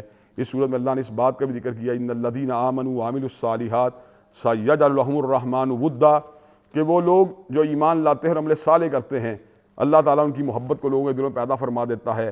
انبیاء علیہ السلام کے بعد صحابہ کرام کے بعد ائمہ دین کے بعد علماء حق، آج بھی ان کی محبت جو ہے لوگوں کے دلوں میں موجود ہے۔ حضرت صدیق کی محبت، حضرت فاروق کی محبت، حضرت عثمان و علی کی محبت، صحابہ کرام رضوان اللہ علیہم اجمعین کی محبت، ائمہ دین میں حضرت احمد بن حنبل، حضرت امام مالک، حضرت امام شافعی، حضرت امام ابو حنیفہ، حضرت ابن تیمیہ، ابن قیم، ابن کثیر کی محبت، حضرت شاہ ولی اللہ کی محبت، یہ تمام لوگوں کے دلوں میں اس لیے ہے کہ انہوں نے ایمان کے ساتھ نیک عمل کیے تھے۔ اگر ہم بھی نیک عمل اور ایمان کا کمبینیشن اپنی زندگی میں جاری و ساری کریں گے تو ہماری محبت بھی اپنے اپنے دائرہ کار میں اللہ کو جاری و ساری فرما دیں گے۔ اس کے بعد سورہ طٰہٰ ہے، اور سورہ طٰہٰ میں اللہ تبارک و تعالیٰ اس بات کا ذکر فرماتے ہیں، طٰہٰ مَا أَنزَلْنَا عَلَيْكَ الْقُرْآنَ لِتَشْقَىٰ إِلَّا تَذْكِرَةً لِمَنْ يَخْشَىٰ تَنزِيلًا مِّمَّنْ خَلَقَ الْأَرْضَ وَالسَّمَاوَاتِ الْعُلَىٰ الرَّحْمَٰنُ عَلَى الْعَرْشِ اسْتَوَىٰ، کہ یہ قرآن مجید جو ہے دلوں کا بوجھ بننے کے لیے یا ان کی شکاوت کے لیے نہیں آیا، بلکہ یہ ڈرانے کے لیے اور جو ہے اس بندے کے لیے جو اللہ ڈرتا ہے اس کے لیے ایک تذکیر کے طور پر آیا ہے۔ اور نازل کرنے والی ذات وہ ہے جو زمین و آسمان کو بنانے والی ہے اور خود مستوی ہے عرش معلیٰ کے اوپر۔ اس سورہ میں اللہ تبارک و تعالیٰ اس بات کا بھی ذکر فرماتے ہیں کہ سیدنا موسیٰ نے اپنی اہلیہ کو یہ بات کہی کہ دور سے روشنی نظر آ رہی ہے، میں اس روشنی کے پاس جاتا ہوں، ممکن ہے کہ وہاں سے کوئی رہنمائی مل جائے یا آگ کا کوئی انگارہ مل جائے جہاں سے ہماری سرد رات کے گزرنے کا بندوبست ہو جائے۔ جب وہ اس مقام پر پہنچتے ہیں تو اللہ تبارک و تعالیٰ اس کوہ طور کی اس وادی کے اندر درخت کی آڑ سے مخاطب ہو کہتے ہیں انی انا اللہ رب العالمین، کہ میں پروردگار ہوں، کائنات کا بادشاہ ہوں، کائنات کو پالنے والا ہوں۔ اور موسیٰ علیہ السلام سے اس موقع پہ ہم کلام ہوتے ہیں، اس موقع کے پر ان کے ساتھ یہ گفتگو ہوئی، وما تلک بیمینک یا موسیٰ، اے موسیٰ یہ آپ کے دائیں ہاتھ میں کیا ہے؟ تو موسیٰ علیہ السلام جواب کہتے ہیں قال ہی عصای، یہ میری چھڑی ہے، اتوکأ علیہا واہش بہا علی غنمی ولی فیہا مآرب اخری، کہ میری چھڑی ہے جس کے اوپر میں ٹیک بھی لگاتا ہوں، اپنے جانوروں کو بھی اس کے ساتھ ہانکتا ہوں، اس سے کئی دوسرے کام لیتا ہوں۔ تو اللہ تبارک و تعالیٰ آپ کو ارشاد فرماتے ہیں اپنی زمین کے اوپر اپنے عصا کو گراؤ۔ سیدنا موسیٰ اپنے عصا کو گراتے ہیں، وہ بہت بڑا اژدہا بن جاتا ہے۔ اس کے بعد جب آپ اللہ ان کو پکڑنے کا حکم دیتے ہیں تو دوبارہ سنعیدھا سیرتھا الاولیٰ، وہ اصل شکل کے اندر واپس آ جاتا ہے۔ اللہ تبارک و تعالیٰ آپ کو اس بات کا حکم دیتے ہیں اپنی بغل کے اندر اپنے ہاتھ کو ڈالیے، جب باہر نکالتے ہیں تو بالکل وہ روشن ہو جاتا ہے۔ اللہ تبارک و تعالیٰ فرماتے ہیں آپ ان نشانیوں کو دے کر فرعون کے پاس جائیے اور اس کو ڈرائیے۔ تو اس موسیٰ علیہ السلام اس وقت اللہ سے دعا مانگتے ہیں، ربی اشرح لی صدری ویسر لی امری واحلل عقدۃ من لسانی یفقہوا قولی، اے میرے پروردگار میرے سینے کو کھول دے اور میرے معاملے کو آسان بنا دے، میری زبان سے گرہے کو کھول دے تاکہ وہ میری بات کو سمجھ سکیں۔ وجعل لی وزیرا من اہلی ہارون اخی، اور میرے اہل خانہ میں سے میرے ایک ساتھی کو، میرے وزیر کو پیدا فرما۔ اللہ نے حضرت موسیٰ کی دعا کو قبول و منظور فرماتے ہوئے سیدنا ہارون کو بھی نبوت کے مقام پہ فائز فرما دیا، اور ساتھ ہی آپ کو اس بات کا بھی حکم دیا گیا جب آپ فرعون کے پاس جائیں فقول لہ قولا لینا لعلہ یتذکر او یخشی، آپ نے نرم طریقے سے اس سے بات کرنی ہے، شاید کہ وہ بھی ڈرنے والا بن جائے، شاید کہ وہ بھی نصیحت کو قبول کر لے۔ موسیٰ علیہ السلام جب فرعون کے پاس آتے ہیں تو اس موقع پہ ان کے ساتھ ان کا مکالمہ ہوتا ہے، جس میں ایک اہم نقطہ یہ ہے کہ وہ ایسی بات کہتا ہے جس سے بنی اسرائیل کے لوگ اور فرعونی لوگ جو ہیں موسیٰ علیہ السلام سے برگشتہ ہو جائیں۔ اور جو ایول مائنڈڈ پولیٹیکل لوگ ہوتے ہیں وہ عام طور پہ ایسی گفتگو جنریٹ کرتے ہیں جس سے ڈاؤٹس کو کریٹ کیا جا سکے اور حق کی طرف دعوت دینے والے کے بعد بدگمانی کو پیدا کیا جا سکے۔ تو کہا فما بال القرون الاولیٰ، فرعون نے چلاکی کا مظاہرہ کرتے ہوئے کہا جو دنیا سے ہمارے آباء و اجداد چلے گئے ان کے بارے میں آپ کی کیا رائے ہے؟ اس کا ذہن تھا موسیٰ علیہ السلام کے گمراہ ہے، جہنمی ہے، تو اس کے نتیجے کے اندر ایک ایسا انوائرمنٹ کریٹ ہو جائے گا کہ لوگ موسیٰ علیہ السلام سے بزن ہوں گے۔ تو موسیٰ علیہ السلام نے بڑا خوبصورت جواب دیا، کَعِلْمُهَا عِنْدَ رَبِّی فِی کتاب لا یضل ربی ولا ینسیٰ، ان کا علم پروردگار عالم کے پاس کتاب میں موجود ہے، نہ میرا کبھی بھولا ہے نہ کبھی بھٹکا ہے۔ اس کے بعد موسیٰ علیہ السلام اللہ کی نشانیاں دکھلائیں، عصا دکھایا، اور اس کے بعد جو ہے اس کو ید بیضا دکھایا۔ تو اس کے مصاحبین نے اس کو یہ بات کہی کہ یہ موسیٰ اور ہارون جو ہیں جادوگر ہیں، معاذ اللہ ثم معاذ اللہ، اور آپ کو اپنے اقتدار سے بے دخل کرنا چاہتے ہیں۔ پھر وہاں پہ جو ہے مار کا بپا کیا گیا، جس کا ذکر میں نے سورہ اعراف میں آپ کے سامنے کیا تھا کہ جادوگروں نے جو ہے اپنی رسیوں کو پھینکا تو وہ سام بن گئی، موسیٰ علیہ السلام نے عصا کو پھینکا تو اس نے رتھیوں کو نگل لیا. تو جادوگر جو ہیں فوراً سے پہلے سجدہ ریز ہو گئے. تو فرعون نے اتنی بڑی نشانی کو دیکھنے کے باوجود بھی جادوگر اور موسیٰ علیہ السلام کو آپس میں استاد اور شاگرد قرار دے کر بات کو ٹالنے کی کوشش کی. اس کے بعد اللہ تبارک و تعالیٰ نے فرعون کو گھر کے آب کر دیا اور موسیٰ علیہ السلام کو کوہ طور کے اپنے سے ملاقات کے لیے بلا لیا, جہاں پر ان کو اللہ تبارک و تعالیٰ نے توریت سے نواز دیا. اور ان کے پیچھے حضرت ہارون جو ان کی نیابت کر رہے تھے, ان کی موجودگی ہی کے اندر سامری جادوگر نے ایک بڑی عجیب حرکت کی. اس نے سونے اور چاندی کو ملا کر ایک بچڑا تیار کیا, جس کے اندر جو تھے اس راکھ کو ڈالا گیا, جو راکھ اس نے حضرت جبریل علیہ السلام کے قدموں سے لی تھی جس وقت بنی اسرائیل کے لوگ نجات حاصل کر کے جو تھے وہ نکل رہے تھے. جب اس کے اندر ڈالا تو اس کے اندر سے بائیں بائیں کی آوازیں آنا شروع ہو گئیں. تو بنی اسرائیل کے لوگ اس کو پوجنا شروع ہو گئے. موسیٰ علیہ السلام میں واپس پلٹے تو بنی اسرائیل کو بچڑے کی پوجا کرتے ہوئے دیکھا. تو آپ نے اس بات کے اوپر بڑی برہمی کا اظہار کیا اور سیدنا ہارون کے ساتھ ہفگی میں یہ بات کہنے لگے کہ اے میرے بھائی آپ نے کیا کیا, بنی اسرائیل کے لوگ جو تھے میری عدم وجود میں بچڑے کو پوجتے رہے. تو حضرت ہارون نے جواب میں یہ بات کہی, یا ابن ام لا تاخذ بلحیتی ولا براسی انی خشیت ان تقول فرقت بین بنی اسرائیل, کیا میری ماں کے بیٹے آپ میرے پہ ناراض مت ہوں, میں نے یہ کام سختی اس لیے زیادہ نہیں کہی کہ کہیں بنی اسرائیل کے لوگ ٹکڑوں میں تقسیم ہو جائیں اور وہ پارا پارا ہو جائیں. تو میں آپ کے آنے کا انتظار کرتا رہا. حضرت موسیٰ علیہ السلام نے اس موقع پر سامری کے لیے اس صدا کو مقرر کیا کہ اس کو انٹچبل قرار دے دیا, اس کا سماجی بائیکاٹ کیا اور اس بچڑے کو آگ لگا کے دریا سمندر کی لہروں کی نظر کر دیا. اور اس موقع پہ یہ بات ارشاد فرمائی, تمہارا رب وہ ہے جس کے سوا کوئی بھی الہ نہیں ہے. اور ساتھ ہی اس موقع پہ اللہ تبارک و تعالیٰ کی جو ہے نے اس بات کا بھی ذکر کیا اس واقعے کو بیان کرنے کے ساتھ ساتھ کہ حضرت رسول اللہ صلی اللہ علیہ وسلم کو اللہ نے ایک دعا کی تلقین کی کہ آپ اللہ تبارک و تعالیٰ سے دعا مانگا کرے, ربی زدنی علما, اے میرے پروردگار میرے علم میں اضافہ فرما. آپ غور کیجئے حضرت رسول اللہ صلی اللہ علیہ وسلم کائنات میں سب سے بڑے عالم ہیں اور ان کے اوپر اللہ تبارک و تعالیٰ اس وحی کا نزول فرما رہے ہیں کہ آپ علم کے اضافے کی دعا مانگا کیجئے. لیکن ہم یہاں پر دیکھتے ہیں کہ ہمارے معاشرے لوگ مال کو تو جمع کرتے ہیں, وسائل کو جمع کرتے ہیں, عہد اور مناصب کے پیچھے تو بھاگتے ہیں, لیکن علم اور نفع بخش علم جو ہے اس کے حصول کے لیے تگ و دو کرنی چاہیے, اس کے بالکل متوجہ نہیں ہوتے. اس صورت میں اللہ نے اس بات کا بھی ذکر کیا, من اعرض عن ذکری فإن لہ معیشۃ ضنکا, جو اللہ کے ذکر سے روگردانی کرے گا, اللہ کی نصیحتوں کو پس پش ڈالے گا, اللہ کے احکامات پہ عمل نہیں کرے گا, فإن لہ معیشۃ ضنکا, تو اللہ اس کے جیون کو, اس کی معیشت کو تنگ کر دیں گے. ونحشرہ یوم القیامۃ یاما, اور اس کو قیامت میں اندھا کر دیں گے. وہ کہے گا ربی لما حشرتنی اعمیٰ وقد کنت بصیرا, اے میرے پروردگار تو نے مجھے اندھا کر دیا, میری تو آنکھیں ہوتی تھیں. تو اللہ تبارک و تعالیٰ جواب میں اس کو یہ بات کہیں گے, کذالک تتک آیاتنا فنسیتھا وکذالک الیوم تنسیٰ, میں نے تجھے اپنی آیات دی, تو نے ان کو نظر انداز کیا, چنانچہ آج تجھے بھی فراموش کر دیا گیا ہے. اس کے مد مقابل وہ لوگ جو اپنی زندگی کو ایمان اور عمل صالح سے مزین کرتے ہیں, ان کے بارے میں اللہ کیا ارشاد فرماتے ہیں, من عمل صالحا من ذکر او انثی وہو مؤمن فلنحینہ حیاۃ طیبۃ, جو بھی نیک عمل کرے گا مرد ہو یا عورت ہو, اللہ تبارک و تعالیٰ اس کو حیات طیبہ عطا فرما دیں گے. جو اللہ کی نصیحت اور روگردانی کرتا ہے اس کی معیشت تنگ ہوگی, اور جو اللہ تبارک و تعالیٰ کے احکامات میں عمل کرتا ہے اس کو پرسکون اور طیب زندگی مل جائے گی. تو طیب زندگی کا راستہ اللہ کی اطاعت کا راستہ, حضرت رسول اللہ کی تابعداری کا راستہ ہے, اور ناکامی, نامرادی, بے چینی, انتشار اور ڈپریشن کا راستہ اللہ کی نافرمانی کا راستہ ہے. اللہ تبارک و تعالی ہم سب کو کتاب اللہ کے اندر مذکور احکامات عمل پیرا ہونے کی توفیق دے. وآخر دعوانا ان الحمدللہ رب العالمین. بہت شکریہ علامہ صاحب آپ کا. اب یہاں وقت ہوا ایک بریک کا, بریک کے بعد دوبارہ ملتے ہیں.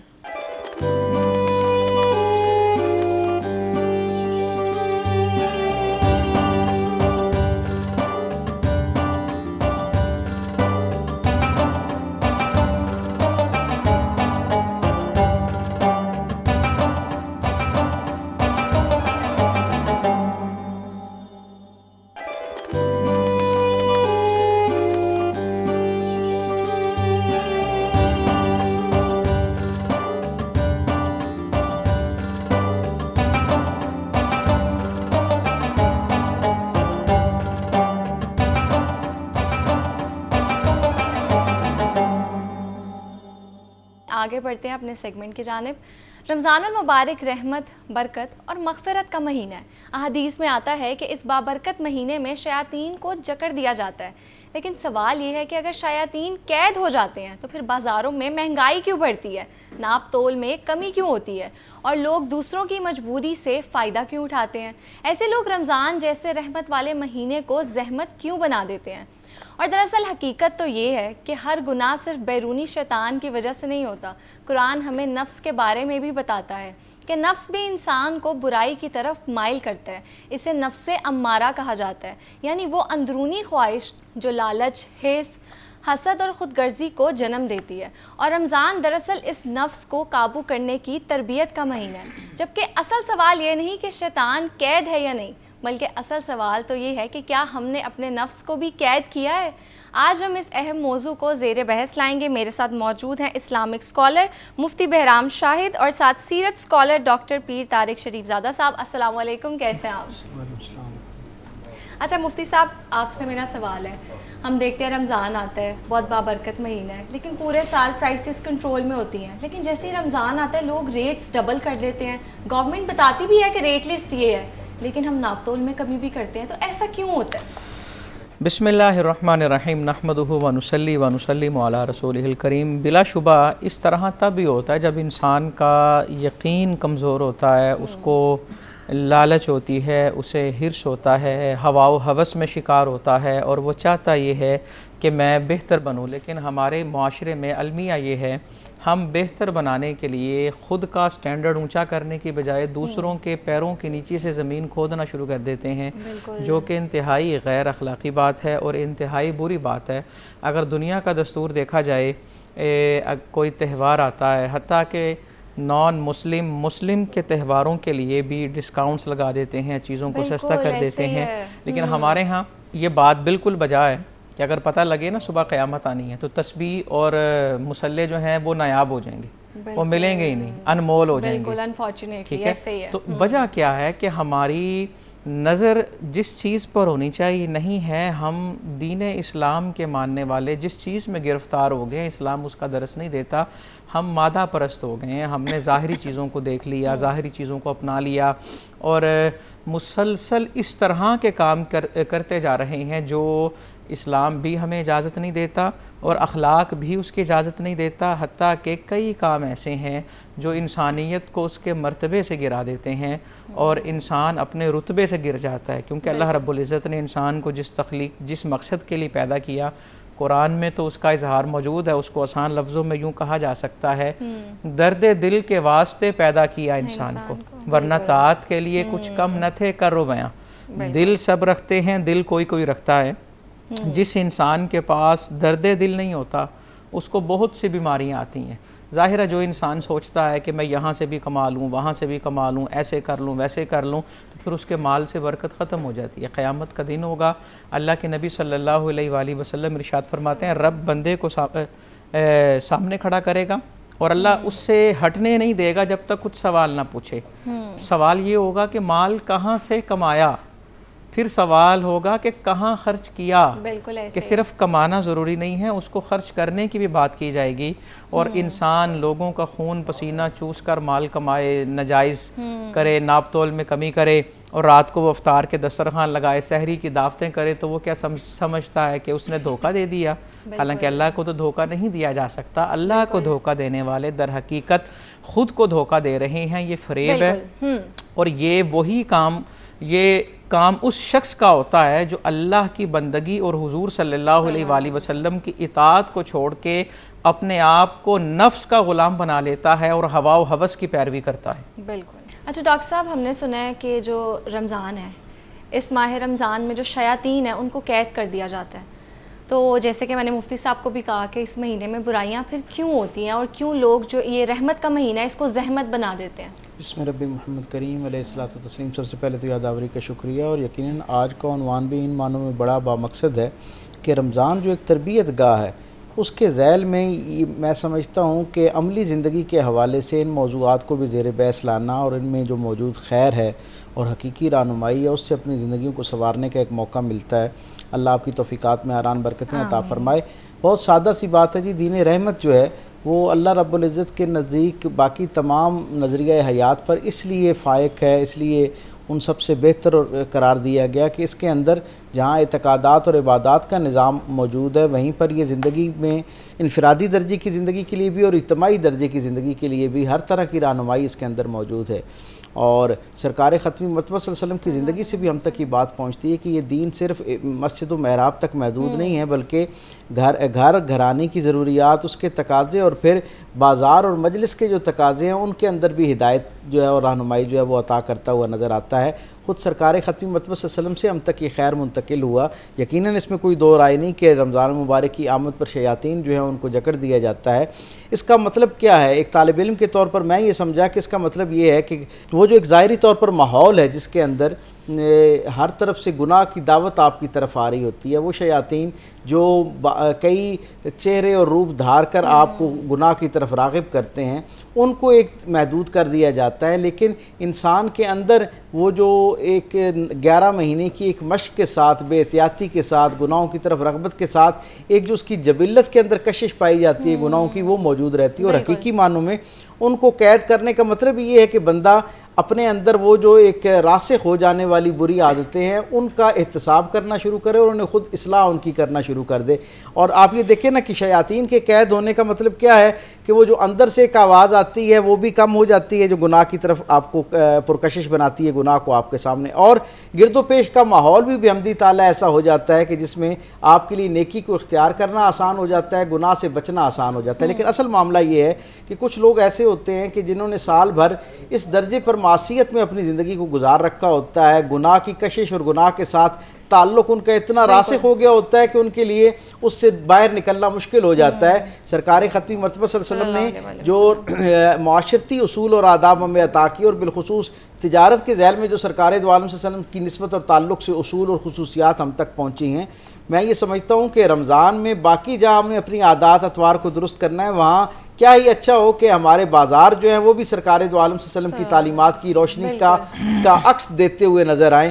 آپ تصور کیجئے سرکار دو عالم صلی اللہ علیہ وسلم جب مسجد مدینہ طیبہ تشریف لاتے ہیں تو معمول یہ ہوتا ہے کہ وہاں کی ساری اکانومی کے اوپر جو یہود ہیں ان کا قبضہ ہے اور وہ اپنی مرضی کے ساتھ ریٹ بھی طے کرتے ہیں، چیزوں کی کتنی مقدار مارکیٹ میں فراہم کرنی ہے وہ بھی وہ طے کرتے ہیں. گویا ان کا ہر اعتبار سے غلبہ ہے اور باقی لوگ جو ہیں وہ محکوم ہیں اور ان کا بری طرح استحصال ہوتا ہوا نظر آتا ہے. ایک بہت بڑی تعداد میں جب وہ چاہتے ہیں اپنا منافع بڑھا دیتے ہیں، جب چاہتے ہیں ذخیرہ اندوزی کر لیتے ہیں. سرکار دو عالم اس ماحول کو دیکھتے ہوئے مسجد نبوی کی بنیاد کے بعد دوسرا جو باضابطہ احکامات میں جو دوسرا حکم جاری کرتے ہیں یا ترغیب دلاتے ہیں وہ ایک منڈی کا قیام ہے.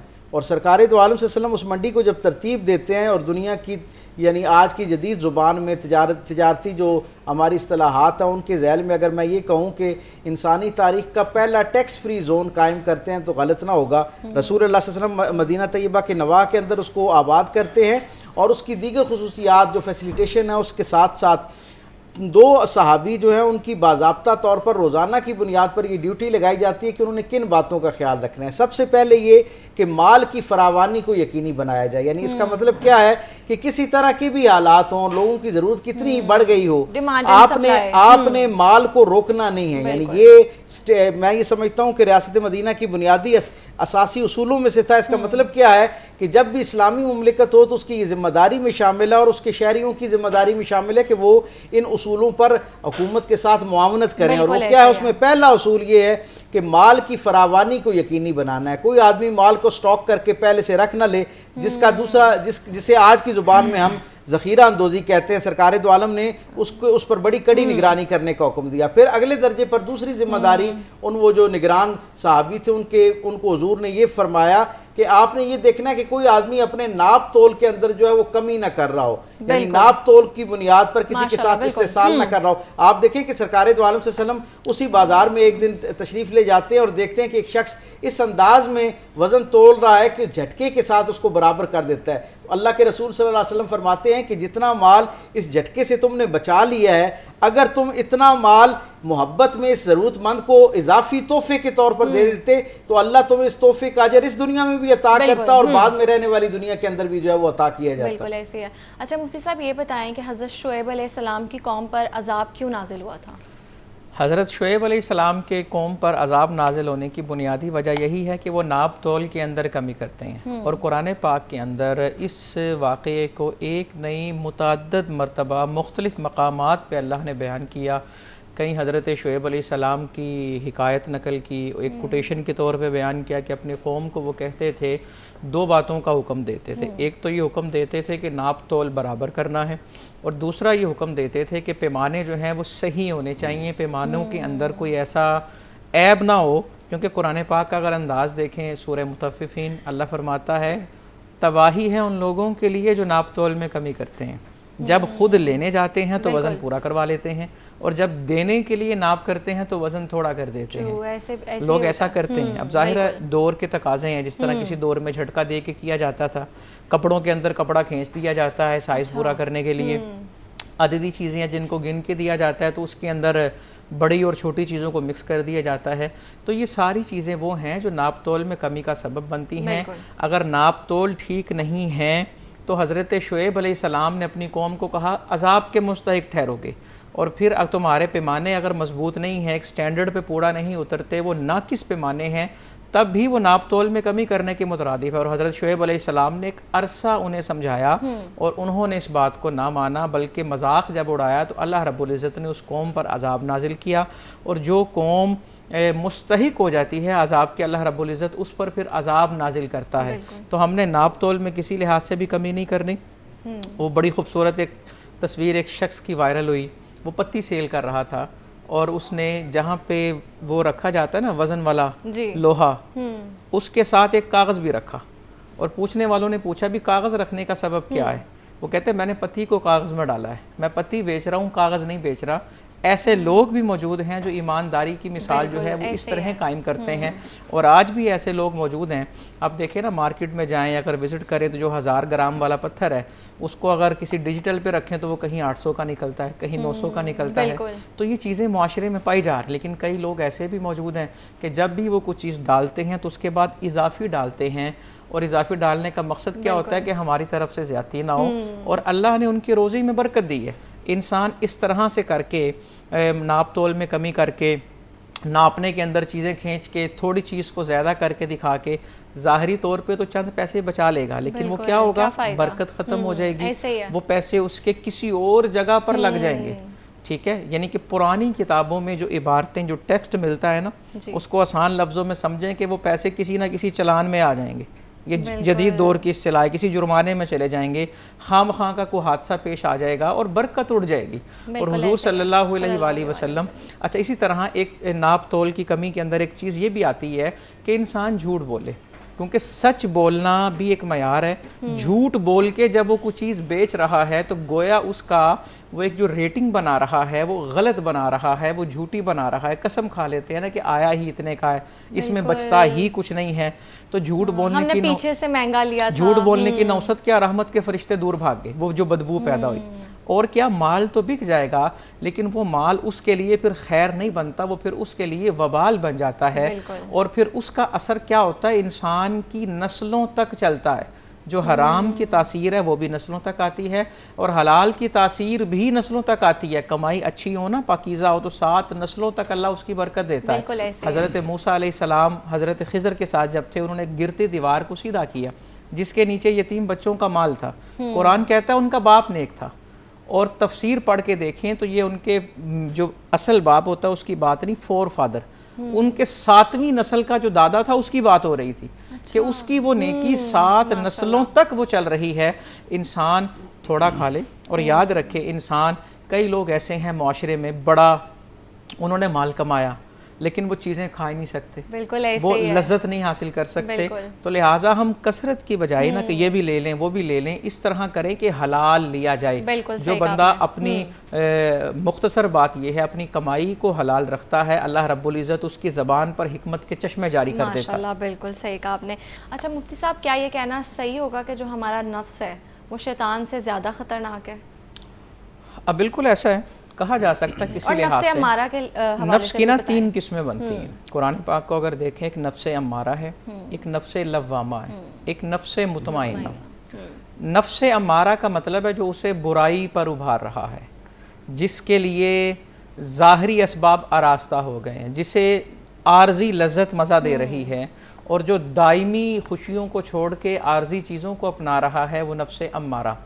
نفس لوامہ کا مطلب ہے انسان کا دل اسے ملامت کر رہا ہے، اندر ہی اندر اسے شرمندگی ہو رہی ہے کہ میں نے کیوں کیا یا میں نے کیوں نہیں کیا۔ اور نفس لوامہ اتنا شاندار ہے کہ اللہ نے قرآن میں اس کی قسم کھائی ہے، اور قسم اسی چیز کی کھائی جاتی ہے جو مرتبہ رکھتی ہو۔ بالکل اللہ نے نفس لوامہ کی قسم کھائی، یہ ملامت کر رہا ہے انسان کو۔ سفید کپڑا ہو نا، اس پہ ایک چھوٹا سا دھبا بھی وہ دور سے نظر آتا ہے، بالکل ایسے اور کالے کپڑے پہ بڑے بڑے کالے دھبے بھی نظر نہیں آتے۔ انسان کا نفس امارہ اسے برائی پر ابھارتا ہے تو لوامہ ملامت کرتا ہے۔ اگر تو وہ لوامہ کی بات مان کے برائی رکتا ہے تو دوبارہ اس کا دل صاف ہو جاتا ہے، اور اگر وہ باز نہیں آتا تو نقطے لگتے لگتے لگتے وہ نور تاریکی میں تبدیل ہو جاتا ہے، پھر برائی سے اس پر فرق نہیں پڑتا۔ حضور علیہ الصلوۃ والسلام سے پوچھا گیا کہ گناہ کیا ہوتا ہے؟ آپ نے فرمایا جو تیرے دل میں کھٹکے وہی گناہ ہے، کہ تیرا دل بتائے گا کہ یہ نہیں کرنا چاہیے تھا، یہ غلط ہوا ہے۔ اور دل سب سے بڑا مفتی ہوتا ہے، دل خود بتاتا ہے۔ کوئی پوچھے نا میں یہ کام کروں کہ نہ کروں، اسے کہیں جی تنہائی میں جائیں اور خود سے پوچھیں کرنا چاہیے کہ نہیں کرنا چاہیے۔ پھر نفس کے تیسرا درجہ آتا ہے جو مقربین کا درجہ، جس کو نفس مطمئنہ کہتے ہیں۔ نفس مطمئنہ کے حوالے سے قرآن فرماتا ہے کہ جب ایک نفس مطمئنہ روح پرواز کرتی ہے نا، یعنی کہ ایسے شخص کی روح نکلتی ہے جس کا نفس مطمئنہ ہے، تو اللہ فرماتا ہے تو اس حال میں آ رب کے پاس کہ تو رب سے راضی ہے، رب تجھ سے راضی ہے۔ اور نفس مطمئنہ کی کیفیت اس پہ طاری ہوتی ہے جو صرف قناعت نہ کرنے والا ہو، صرف شکر نہ کرنے والا ہو، صرف صبر نہ کرنے والا ہو، بلکہ یہ وہ بندہ ہوتا ہے جو ان تمام درجوں سے آگے نکل جاتا ہے۔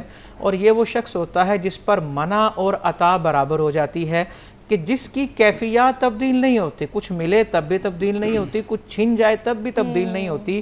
وہ یہ نہیں چاہتے کہ میں کیا چاہتا ہوں، وہ یہ چاہتے ہیں کہ رب کیا چاہتا ہے۔